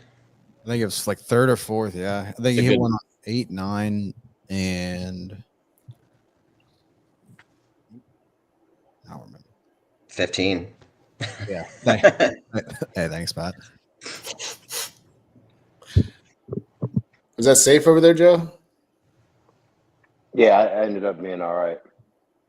Get a little dicey over there on that side of the. I think it was wind, man. It was wind up there. I beat that drive like right where I wanted, and just because I feel like that tree on the right comes into play for me, and Like as far, I think I could have flown it to that tree or something like that. So I just wanted to just keep it a little left, and wind just kind of crept it, had it falling a little bit too much. But the rough over there is thick. 15 is one of the harder holes out there, man. It's tough. It's like actually that approach shot. Like if it's not from the fairway, it's. Whew. That green is just it's like weirdly shaped, and there's just so many spots that the ball can just do whatever it wants up there, and leaving it short. Like anywhere around the green, you don't have an easy up and down. No. Hey Ben, you remember what I did on 15 the next day? Yeah, I sure do. Hey, Birdie. I think everyone who was playing did. You hold out. Hey, also I think I was in the bunker and just about hit the green, so I feel like I did pretty well. No, you hit a great shot there too. Yeah. No, I hit this like Joe. Craziness.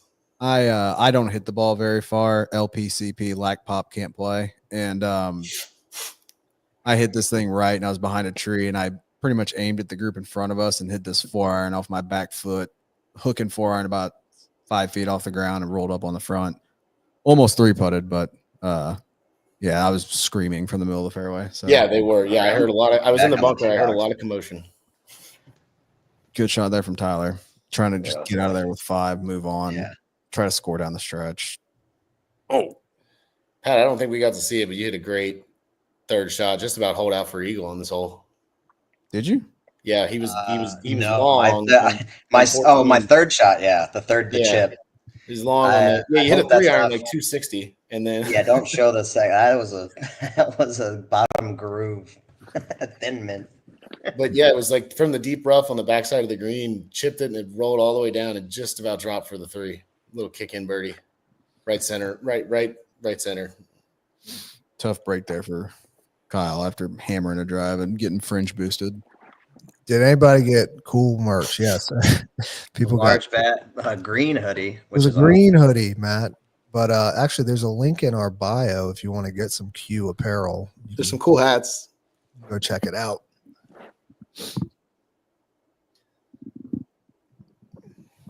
It's coming down the stretch. Not that many holes to go, folks. Coming down the stretch. All right. So leaderboard update. Franks and Watts tied at 3 under. Joe on the stream, 2 under. George Bryan, lead creator right now. Even missed a few putts here and there. Otherwise, he'd be right there in it.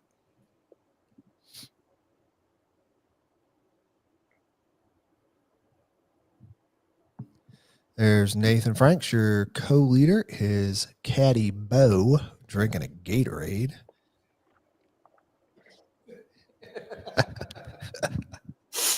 We've been on here for a while, man. Oh, he hit it too good. Just about took Martin out there. Yeah, and here we go. Joe back in action. That lie was up against that collar there. Seeing those muscles through that sweatshirt. Oof. So one of the things, like, obviously we can't show every shot, otherwise this video would literally be days long. But so you're gonna miss some. I know some of the creators filmed their rounds, most of them. I think. I don't know if Kyle did. I think he might have been the only one that didn't. But there'll be those videos that they all filmed will be dropping. This week. I was supposed to have somebody out there with me, man, and kind of unfortunately last minute didn't work out. But hey, it's all good. Nice. You played well. We got to see a lot of your shots. Yeah, we got a lot of coverage. It's awesome. Here's the Joe Hooks walk off. 215. Ooh, is that gonna stay on? Oh, okay. It's completely fine there. Yeah, not a bad leave at all. I was worried about that bunker left, but he didn't get it all the way there. Swanson battling his way kind of back into contention a little bit here. Oh, great kick. Roll. Wow. Backdoored it. Nice. That's a fast putt.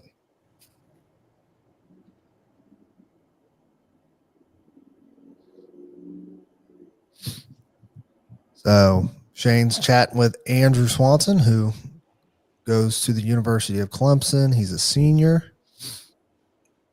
I think they're talking about, I can't even remember what they were talking about. the commentary with like the presentation with the commentary in each group is awesome this year. Yeah. So if you're watching this, I would encourage you to watch the mainstream later, and you can hear a lot of really fun dialogue, interviews. Oh, all right. We're the 16th coming down the stretch. What a good hard hole. hole. What a good hole here, bro. Yeah. Like, and the wind was like kind of being a little weird here, and whew, Stay short of that bunker. You're so good. made the swing I wanted. Yeah, I think that's kind of like maybe like a little lesson learned. You kind of don't need to push it up there left of that bunker. Yeah, this is 16 is one of the holes where, like, personally, I think the closer that I get to the green, like, the more uncomfortable it is. You can get some tough shots. If you miss long or anywhere around that green, you're completely screwed. Like, yeah, completely screwed. Joe, as you're talk through like what you're thinking through.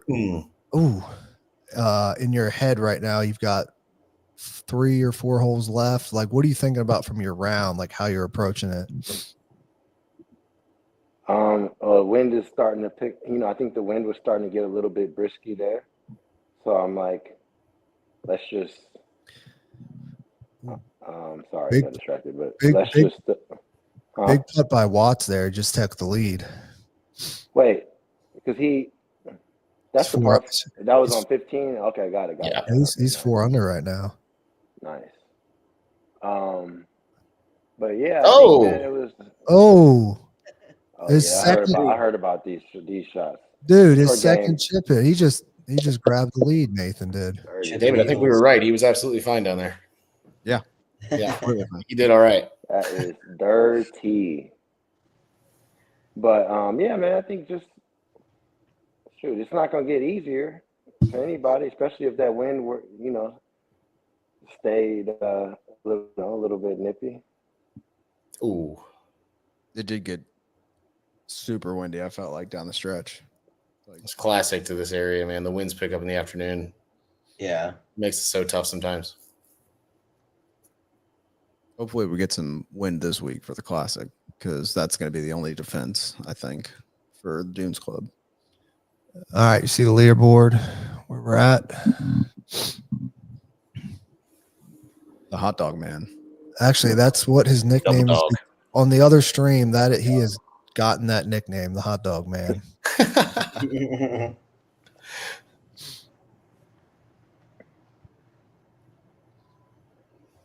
This shot right here might have been my best shot.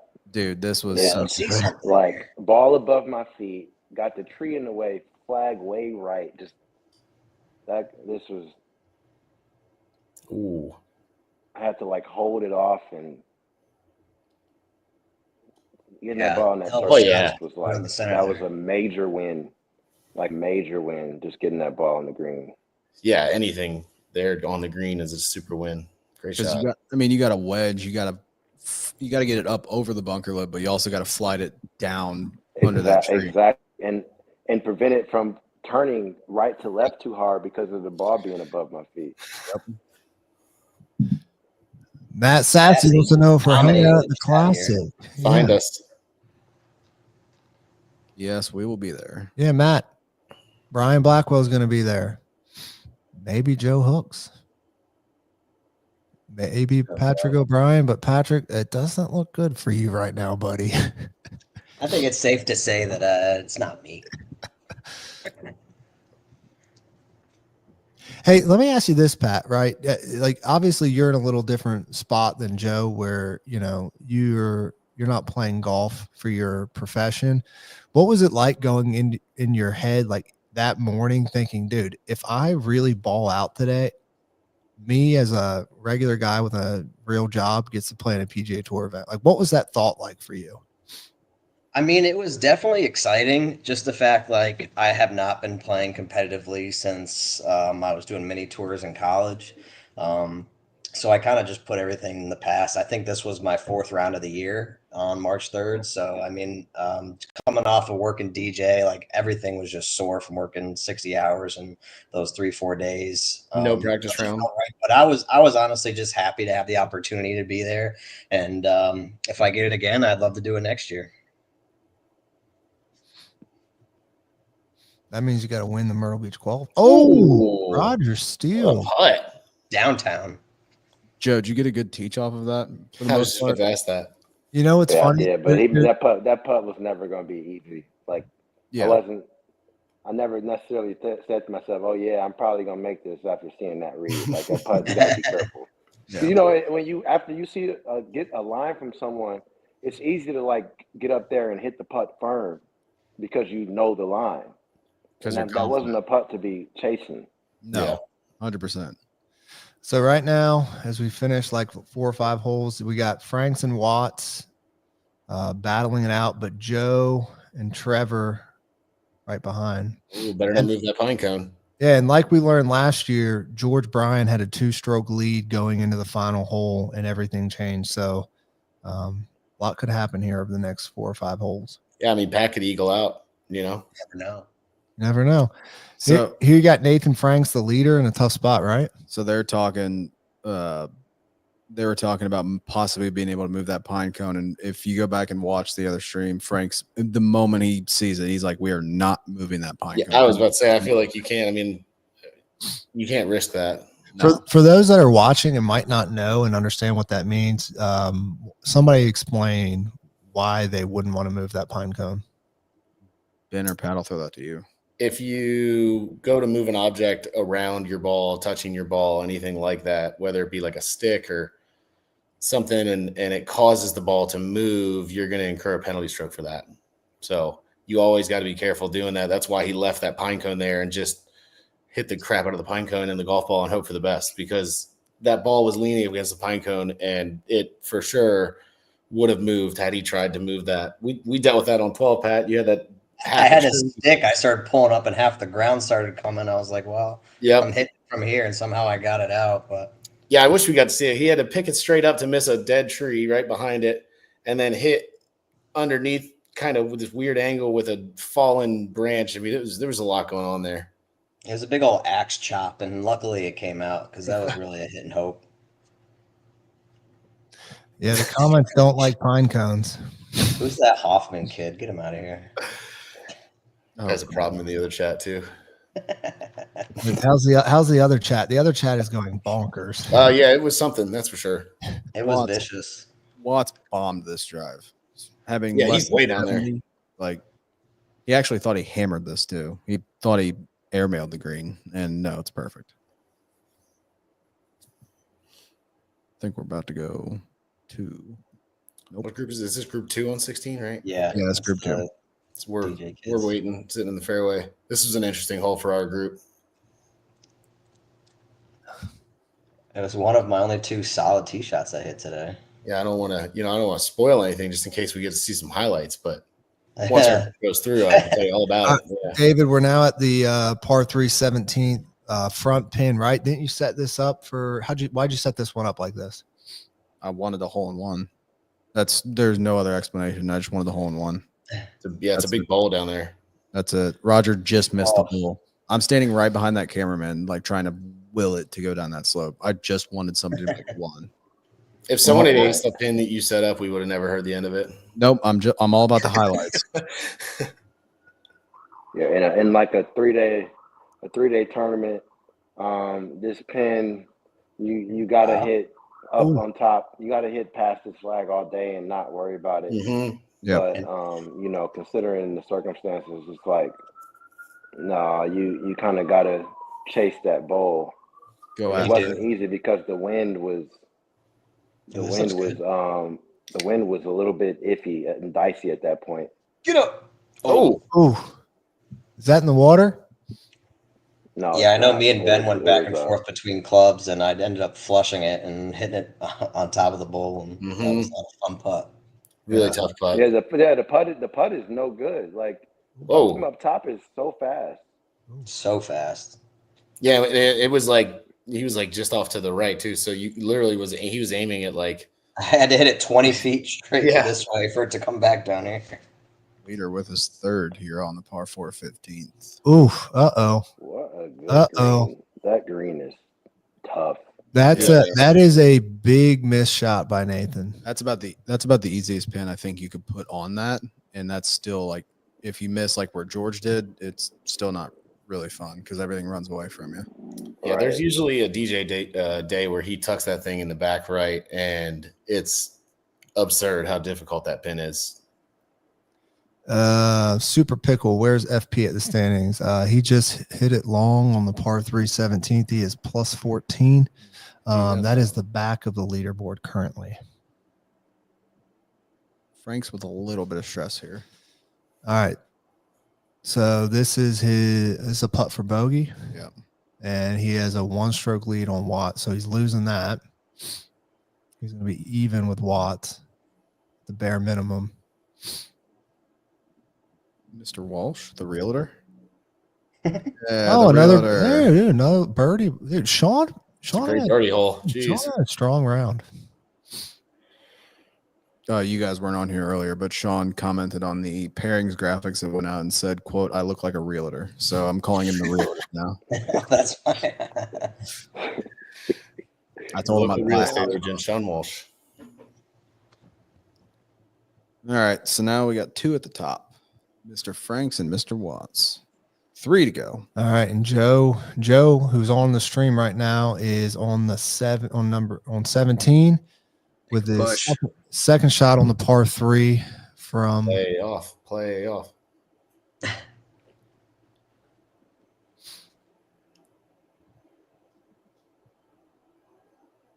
This is maybe I'll get a highlight. We'll see.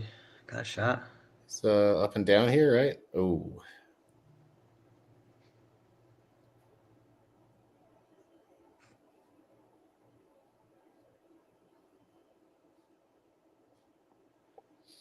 Tyler Watts, who's could be a huge putt right here. Yeah, big putt because this can take the lead. Oh, try to jam it in there right through the break. Yep. What happened there, guys? I think he tried to take the break out of it, like Ben said. Just get it in the hole, take out any doubt. Oh, even that was risky. Whoa.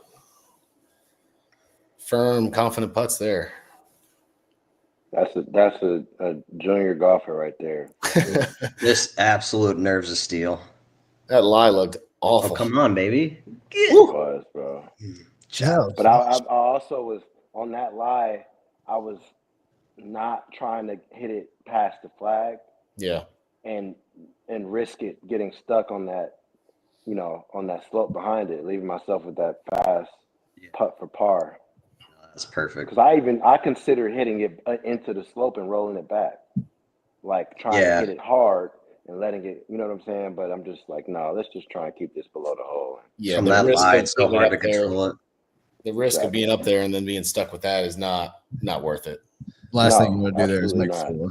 So exactly.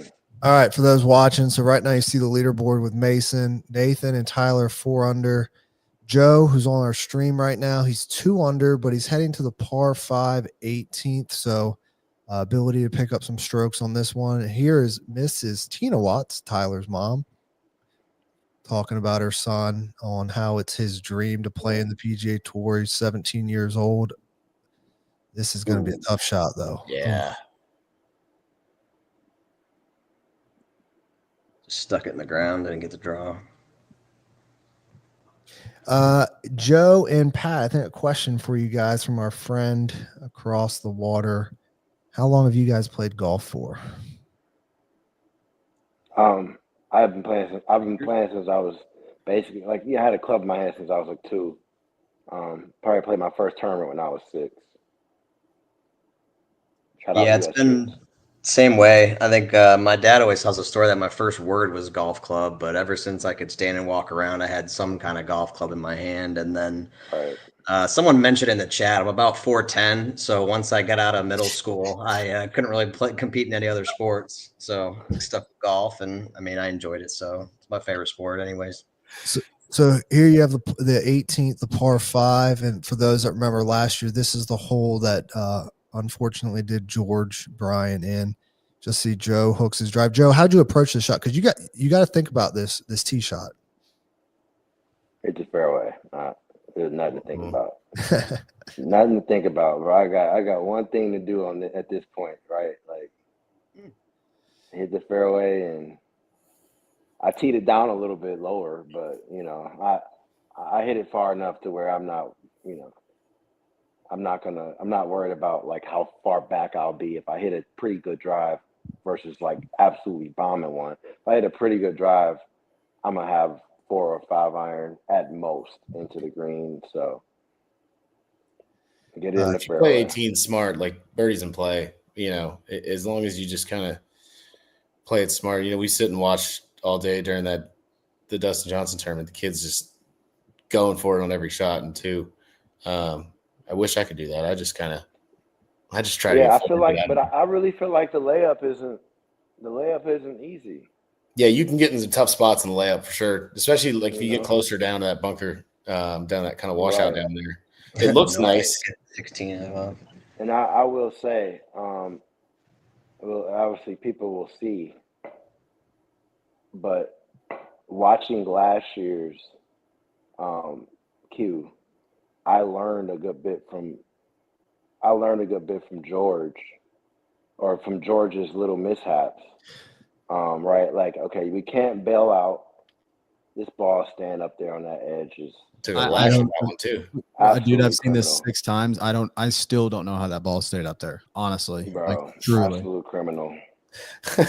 But anyway, I learned from George, and like bailing out right is an absolute no. If you're gonna go at that green, you got to commit to that right edge of the green and just hit it there. Like, and you cannot miss it. You cannot miss it right, like further right than that. Did George like lay up over there in the I did think he he lay was up just over there in it? Last year, Is that yeah, what I his think You have so. to block or it. did he miss yeah. it? I think he just missed it. I think he was just trying. I think it was the don't go left ball. Essentially, what happened with him. I think he just Okay. didn't. I mean, eventually the water came into play, obviously, but I think it was just a, oh God, I'm leading, don't go left. All right, hey, this is a big putt right here. Oh wow, Yeah. Big putt Stones. because that's massive. Watts bogeys 17. Tough hole. So now Frank's 4 minus under 4 under, Watts at 2, and Joe on the stream, or Joe at 2. Uh-oh. I love they cut to the green.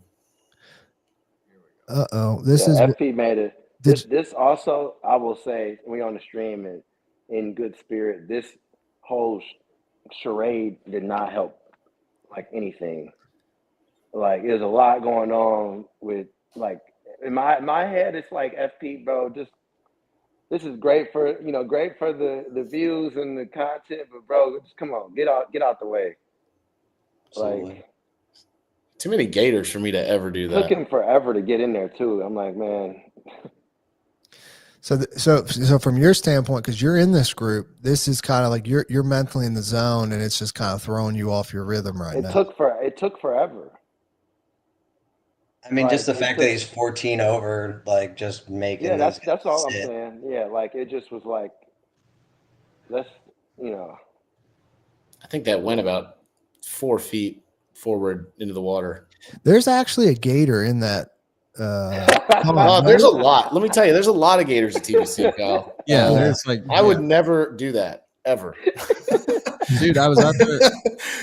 I was literally out there like practice round of DJ out there early that morning, and it was warm, and I literally could see the head of one. Like I know there's a gator. I have seen it. Yeah, there's the big one. I've named him Brutus. Brutus is no joke, man. He's about like 12, 13 feet. I'm glad he got Oh, through with all his man. toes still. We think But a the healthy Brutus meal. ate the other big gator that used to be out there. Like that's how big this one is. And oh wow. yeah, he's held up play before just because he's sitting on a cart path. There's a big boy out there. Are you posting that clip? Yeah, it's already out there. Nice. Ooh. It's a tough angle. Yeah, so for everybody at home that's watching this, these were the guys that were in contention down the stretch that kind of had a couple late mishaps. All right, so you see here we got Joe, who I believe we're about to see his third shot on the par 5. And then we've got Tyler, who's going to get ready to tee it up. Here we go. Here's Joe Hooks. Big shot right here. Nice angle, guys. That is That's so crazy. That sweet. stayed up there. Big shot. We gotta get a Huge slope birdie. right in front of you. We gotta get a birdie here. Yeah, Very bare minimum. That's a tough putt, man. Get down there. It just came out. It came out so yeah. slow. Such a You tough could see putt. it out the fringe, right? Yeah. It just, man, it hopped. It hopped. It didn't come out smoothly through that fringe and just poorly misjudged. Thanks for getting out of the way, brother. There you go, Pat. Wet socks. There we go. Kyle Berkshire. Brian, move. Oh, Kahuna. wow. Who's stepping in there for you? Not Kyle or Roger's day today. Oh, Roger almost finished. that would have been a good finish for the confidence. All right, here's Joe. This is your putt for birdie. Get to 3 under, 1 stroke back. Break. Oh, Got it there. Give it a shot. Yep, that's what you got to do. Still not an easy putt right here. No, it was not. Did you know you needed was that, or did you gut just wrenching, assume? though. Oh, I just you just know. You just know. You know what I'm saying? Like you playing the same golf course, and you just know. You know, like, all right, Joe. Like I made 4 pars on the par 5s from position A. Yeah, it's tough. That was still though, absolutely 70, man. rough. That's a good day in those conditions. Absolutely, man. That's a great day. round. We should also mention that going on during this time, it was a very weird time of year because we had wildfires going on. Just kind of like crazy. a surreal morning. That morning at TPC, just with all the smoke, kind of. I mean, Ben and Pat, when we were there for DJ, I was sitting by the scoreboard with you guys, and there was ash falling on my camera lens. Yeah, I was doing scoring, and ash was landing on my keyboard. Oh gosh! So Tyler Watts History, just hit it in the water. history repeats itself. He didn't do that last year. You're talking about Joe or George? No, Tyler hit it in the water last year He too. hit it in the water last It's like year. same spot. Oh jeez. Pat got to experience the George shot. That scar tissue. Yeah, I that got scar the George tissue is shot. something. Just trying to make something happen coming down the stretch and went bogey instead of like birdie like I was hoping. I'm glad they aren't covering us because we had a little bit of karma kick in when we were like, oh, who would hit it in the water from over here? I'm like, oh, and then Pat did it. Yeah. Well, I was like eagle or nothing. Like I don't care. Yeah, It's exactly. I was like 1 over through 16, and I was figuring I was out of it. I was like eagle might give me a shot. So That's a good shot. we got Franks, who has 1 stroke lead on Watts. Ooh, it's tough. Not a gimme. He wasn't leaving that short.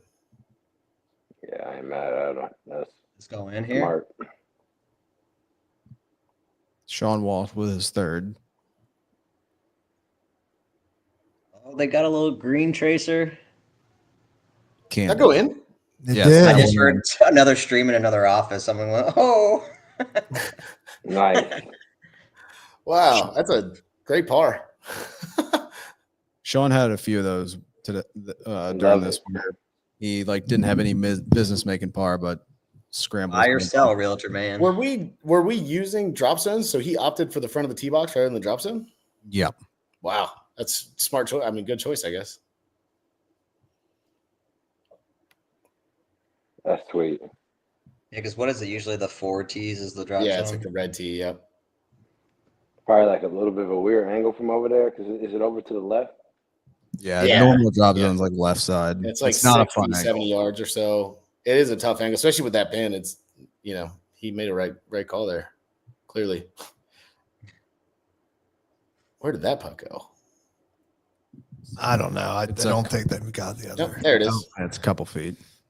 It's a big putt. Boy, he's had a couple of those. Solid. Last couple Let's holes. see. He just shot 65. It's like 65-70 at SECs the other a couple weeks ago or something. He's a gamer. Stick. I think he's like 23rd or 2nd in PGA Tour U or something. Well, and I think I pointed out to you guys, but he says in like the intro that he played out of Musgrove Mill, which I've only heard is like one of the hardest golf courses in the state. Like I've heard so many things about that place. I remember hearing you mention that. Yeah, and everyone agrees that it's really, really hard. Where's it located? It's in Anderson, so it's like out near Greenville. But apparently it's a Palmer course, kind of mountainous. It's got like a big river that runs through the whole property, and yeah, everyone I know that's played it says it's just so difficult. Lots for par here. You just want to get this down in 2. You don't want to make 7. You don't want to make 7. Just nestle it in there. Circle of friendship. Not the circle of friendship there. No, circle of we kind of just know each other. Yeah. I'm gonna have to see that. Ben Kruger. Circle of shakes. Does he make it? Dude. Oh, Those guys send NDAs out there. I don't know. No. You didn't chase them down? No. oh my goodness, this whole group. There's no hole. I think Trevor might be kind of kicking himself. I felt like he couldn't put it in the ocean at the beginning of the round. So, and I mean, he still shot 1 under. Like he's gonna have a few that he regrets, I think, from this round. Watts for 6. Needs it. Boom. Yeah. Got it. So Watts just finished bogey. Yep. Ugh. So you got Tyler and Joe 2 under. And okay, so I'm gonna remind you. So last year George had a 2-stroke lead on this hole. And South Carolina kid coming down the stretch, 2-shot lead at the Q. yeah, History repeating itself. Yep.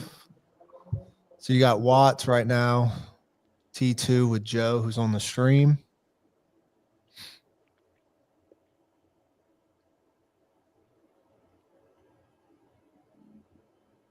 All right. So right here, they're telling Franks. Ryan doesn't know how to keep score. Jeez. Hey, you've got Shout out Ryan Hart. He's a G. So they're telling Franks he's got a 2-stroke lead on the tee box.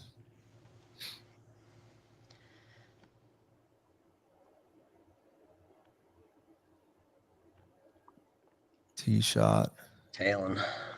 Might be in the rough, might kick in that fairway down there on the left. If there's a place to miss, where is it? With a 2-shot lead, I would do exactly what he did. Yeah, right lay there. up over to the right and just try to hit in the center of the green and 2-putt. So here's Drew Sykes, the Coastal freshman. Did he just chip it in? No. Nope. Oh, yeah. I don't remember that. I forgot that happened. So Drew Sykes, It's not true. 18-year-old. I'm sure I told him that. I hope so. Coastal from England. There's Oh, there we Pat. are, taking our drop over on the right. Yeah. Yeah. Oh, Pat, what'd you do with that ball? My ball probably went in the water. Oh, sorry, I'm watching the wrong stream. Throw it in right now. Wow. I tried to do it discreetly. I didn't realize the camera was right there. Peter Finch +4, little worse than last year. Last year he shot 1 over. It's tough day for Peter. That bunker On 8. Yeah, that bunker on 8 really impacted his round. Peter hit one of the shots of the day on 16. He was like in the pine straw up against the collar of the rough. It was like kind of buried in the rough, weird lie, and he got it on the green and got up and down. All right. Right. Here's just your layup, right? That's all you got to do. Well, Uh-oh. Not the error, the miss. Is he in the water? Yeah. All right. So Shoots 2-stroke off. lead over Joe. Joe Hooks on the call. Shane's right here talking through it, so he's dropping. at least he hit land. That's he got a lucky break there with the fact that it hit, Oh God, yeah, having to drop back on the other side. Yeah, because that could have been a real problem if that didn't cover any bit of land and he's dropping, 15, 20 yards ahead of where he was. This is still not easy dropping in the rough. Camera guy's moving. Oh, it's impressive. He's got a line from where it went in the pin. So we're hitting our fourth shot here, right? Yep. 2 in, 3 drop. He's hitting 4. Yeah. It's a par 5. Got to get this one on the green. Yeah, and it's he's probably sitting a on good that 2-shot lead right now, now, right? 2 With shots. the pin left is the only way he got that drop going back in the line. If that pin was right, he would have. Yeah, that's true. He would have had to do 2 clubs, probably in the rough. Tough lie. Yeah, Club feet in the rough. I encourage everybody that's still on this stream after this to go back and watch this conversation with this caddy because it is very, very insightful into what high level competitive golf is. I encourage everybody to go watch that. It's a big He had shot right here. 158. Oh my goodness. Oh, Golf Good shot. shot. Golf shot.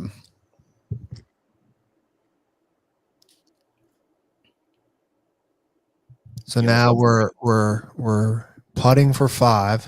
Almost left his caddy hanging there. with I the know foot. that would have been tough with the camera right there too. gave him a bad club that hit it in We the would have water. had to edit that out. I think can't do that to the guy. So here's Nathan Franks putting for 5.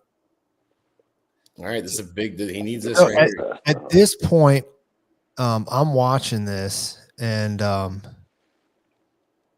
actually looking for Joe Hooks to say, Joe, there's a chance there might be a playoff, buddy. Him and Tyler Watts. And I was in the locker room.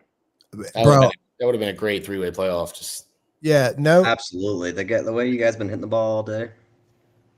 no disrespect to Nathan, but like for the content, I was really hoping for a 3-way playoff. I thought it was going to be wild. I'd have been lit.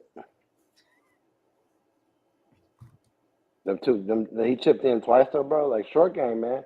Like Yeah. And short that's game is 4 under right there. Unbelievable. They were chipping eagles the too. tail of two. that's the putt tail right of 2 there. rounds. Like I did not get the ball up. I did not score on the par 5, and he simply did. You know. Yep. He on 2 of them he got 4 under from Right. chipping. Exactly. Like So Nathan It's Franks just will be great making plan. his first start on the PGA Tour this week at the One Flight Myrtle Beach Classic.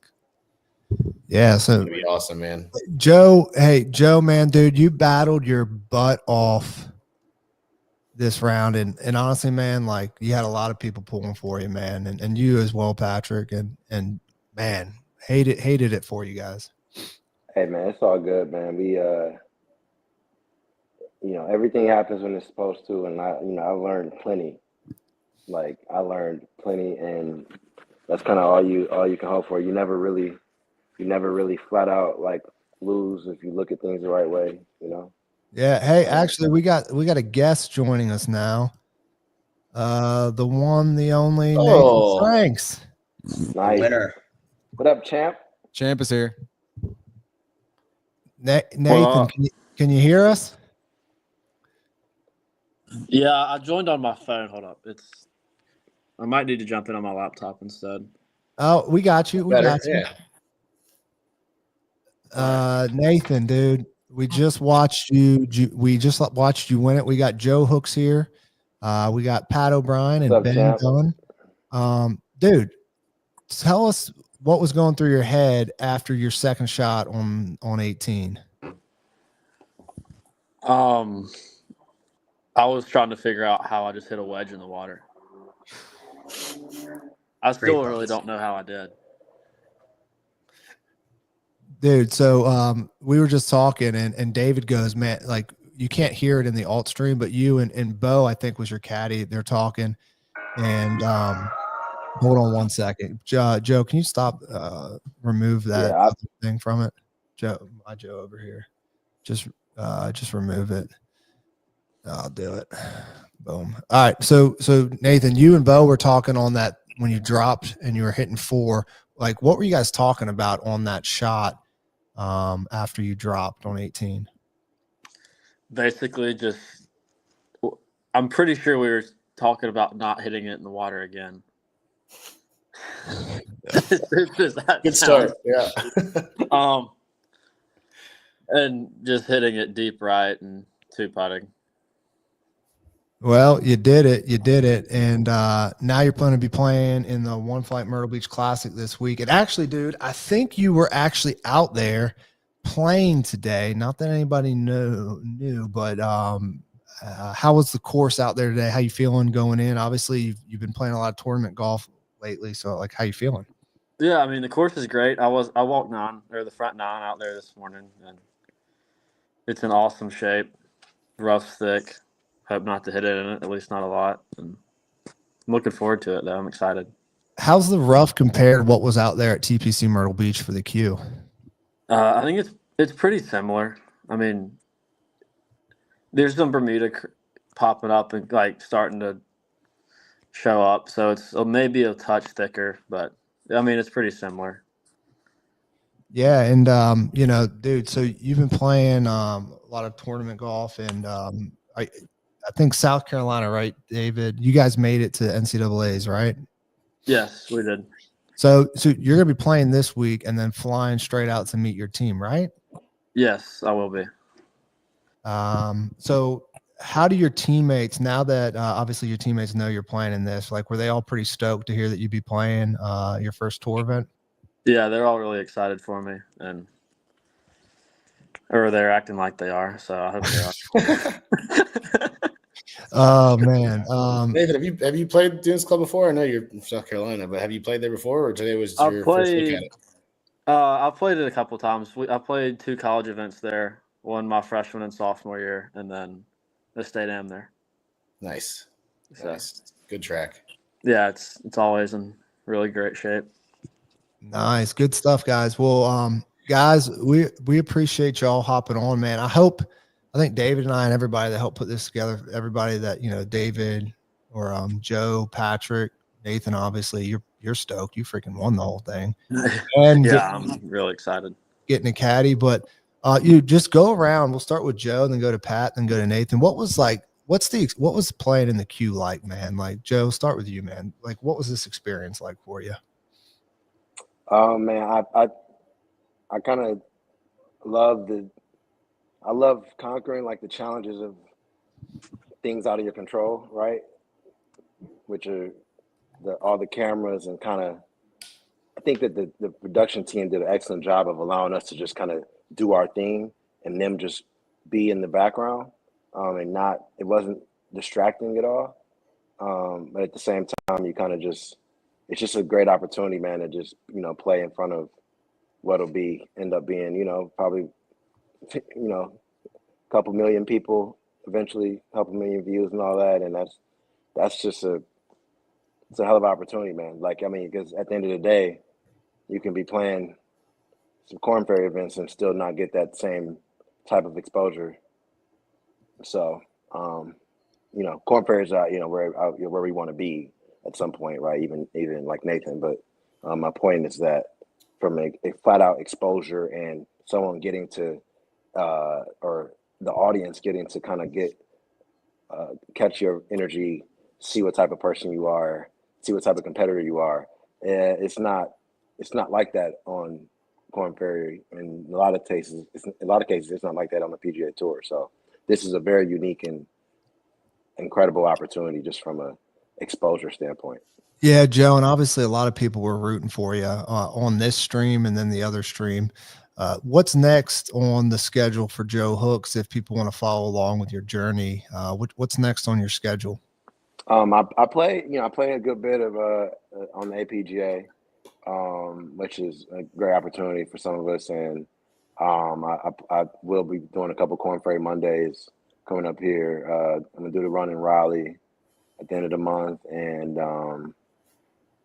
but yeah, just a full summer schedule coming up, and kind of just hoping to break through, man, and just keep plugging away. That's all I can do, and keep plugging away and keep looking for new opportunities to ease the financial burden. But if I play well, it'll take care of everything. So yeah, man, you made some fans just over the last 3 hours, and I know over the next few days a lot more people are going to be watching what just transpired on the queue. So you got a bright future. And Pat, tell me a little bit about, you were on the other end of it this year. Last year you were helping run the thing. This year you got to play in it. What was that experience like?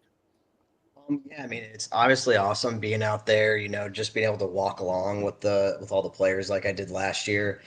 This year, I was lucky enough to win the pre-qualifier and qualified my way into the queue, which, was awesome. I'm very grateful for the opportunity. It was definitely way different being out there with so many cameras around, not necessarily didn't really make me nervous, but I was very conscious of it. I think they did a great job with the footage out there. Everything looks great. And like Joe said, it really didn't have any problems except for one time on the 9th hole. I had a cameraman walking up on me mid shot, but like I said, I was just so happy to be out there. Tried to make my team proud and Myrtle Beach proud. Didn't quite get it done just because I don't have the time to practice like everybody else, but maybe I'll get another shot and maybe I can qualify next year and be back. Yeah. Awesome. Well, thanks, Pat. Nathan, dude, obviously you won the whole darn thing, so you're pretty stoked, but what was just playing in it like, all the cameras, all the lead up, everything that's transpired? What was that like, man? Well, I mean, as Joe said, like there were a lot of cameras out there, and they stayed out of the way and didn't distract anyone. But it's the first time I've played in that many or in front of that many cameras, so it was cool and a little bit nerve wracking at the same time. Not a lot, just a little bit. Well, it's good practice. You're going to be playing in front of a lot of cameras here in 3 days, and you can follow Nathan along in the One Flight Myrtle Beach Classic. He'll be playing starting Thursday. You'll be seeing a lot more from Nathan over the next couple days. Let me go favorite him right now on the PGA Tour app. Yep. So anybody that watched the queue, let's all be pulling for Nathan. He's our guy representing all 16 guys that played in the event, and we're super, super excited for you, Nathan, and super excited to follow you. And lastly, Mr. Dunn, you got to caddy. What was just that experience like, getting to watch and observe first up these guys battling for a spot that could potentially change their life? I mean, it was really cool. It was a lot cooler than just kind of walking, doing the scoring. Like Pat said, being on one side of it last year and then being able to caddy for him this year. It was just so cool to be a part of it and to be in the thick of it. A little sore after working all those days at the DJ and then going to walk those 18 holes that took a little bit. So it was a little bit of a test physically, but I feel like I did my caddy duties pretty well. And hey, maybe, you guys have futures in golf. Maybe I have a future in caddying. Who knows? But it was a blast, man. It was really cool to just see the production from, inside the ropes really, and just to be a part of it. It was so cool. I can't thank Pat enough for wanting to have me on the bag with that. And, we went out and gave it our all, man, and had a blast. And it was just a great experience. Nice. Last question before I let everybody leave. Nathan, is Bo going to be on the bag for you again this week or somebody else? No, he won't be, but who do you got? He's playing in something this week. So that's right. Who's going to be on the bag for you? Peeler, Wesley Bryan's caddy. Oh, nice. Oh yeah. Nice. Now do you know him, or did Wesley reach out and say, "Hey man, Wesley set it up for me." Dude, Wesley Bryan, awesome. Great dude. There's obviously been a lot talked about Wesley, and we know Wesley, David and I personally, and obviously Nathan, you know him too. Wesley is a good dude, a great dude, and that speaks volumes for him wanting to set that up. And I know he'll be tuning in and watching you, him and George both. You being a South Carolina guy, and Nathan, we're excited here in South Carolina that you're, obviously this is an event in Myrtle Beach, South Carolina, and you representing our state, being born and raised here, and then going to the University of South Carolina. We're stoked. We're excited to watch you play.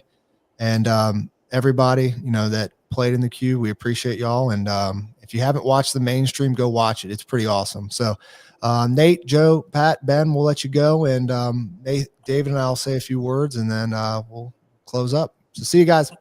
Thank you guys. Great job. Congrats, Nathan. Go get them. See you guys. Play well, good luck, Nathan. Good stuff, man. Thanks. Oh, all right. Let's get out of David. here. What a day, man. What a lot of fun. And for all of you that have been watching the alternate stream, dude, we appreciate y'all. It's been a blast. I think we just wanted to hang out, tell you guys a little bit about not only the queue, but get you guys the opportunity to hear from some of the players, some of the folks involved. So if you're just joining us, you can go back to the stream. You'll hear from the PGA Tour team that helped us produce this. You'll hear from the Big Bird team. We had Joe Hooks join us, obviously, for a while. We had Mason Nutt join us.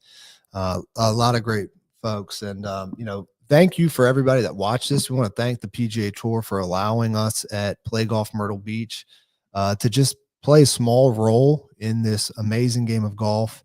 And it's going to be a fun week in the golf capital of the world, David. Yep, going to be a really good week. Hope to see you all out at the One Flight Myrtle Beach Classic this week. Tickets are still available for Wednesday through Sunday, so get your tickets, and hope to see you out there. Yes, and over the next coming days, like there's going to be more Q content coming your way. So we're going to have shot-by-shot videos of some of your favorite creators, where obviously we didn't get to see every shot in the mainstream. You're going to get that opportunity. The creators are going to be putting together and releasing over the next 48 hours their videos showing you more of a detailed experience that they had in the queue at Myrtle Beach.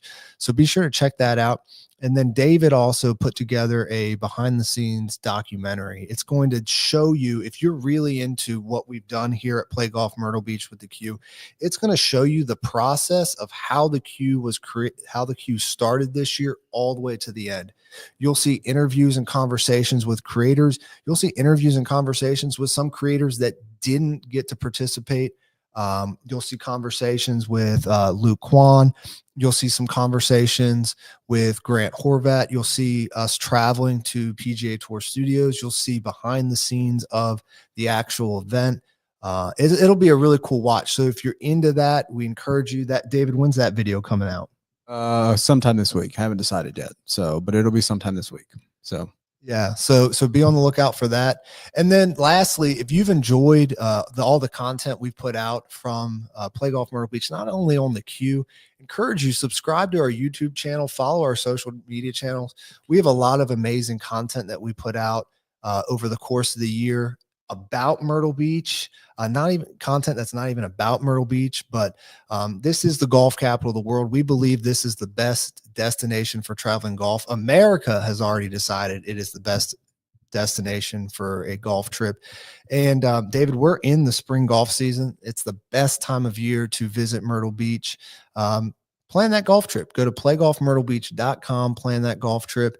You will never regret taking a golf trip. Am I right in that? Correct. So do that. And we appreciate everybody tuning in. And David, like we like to say, there's really only one thing left to do. See ya. See ya.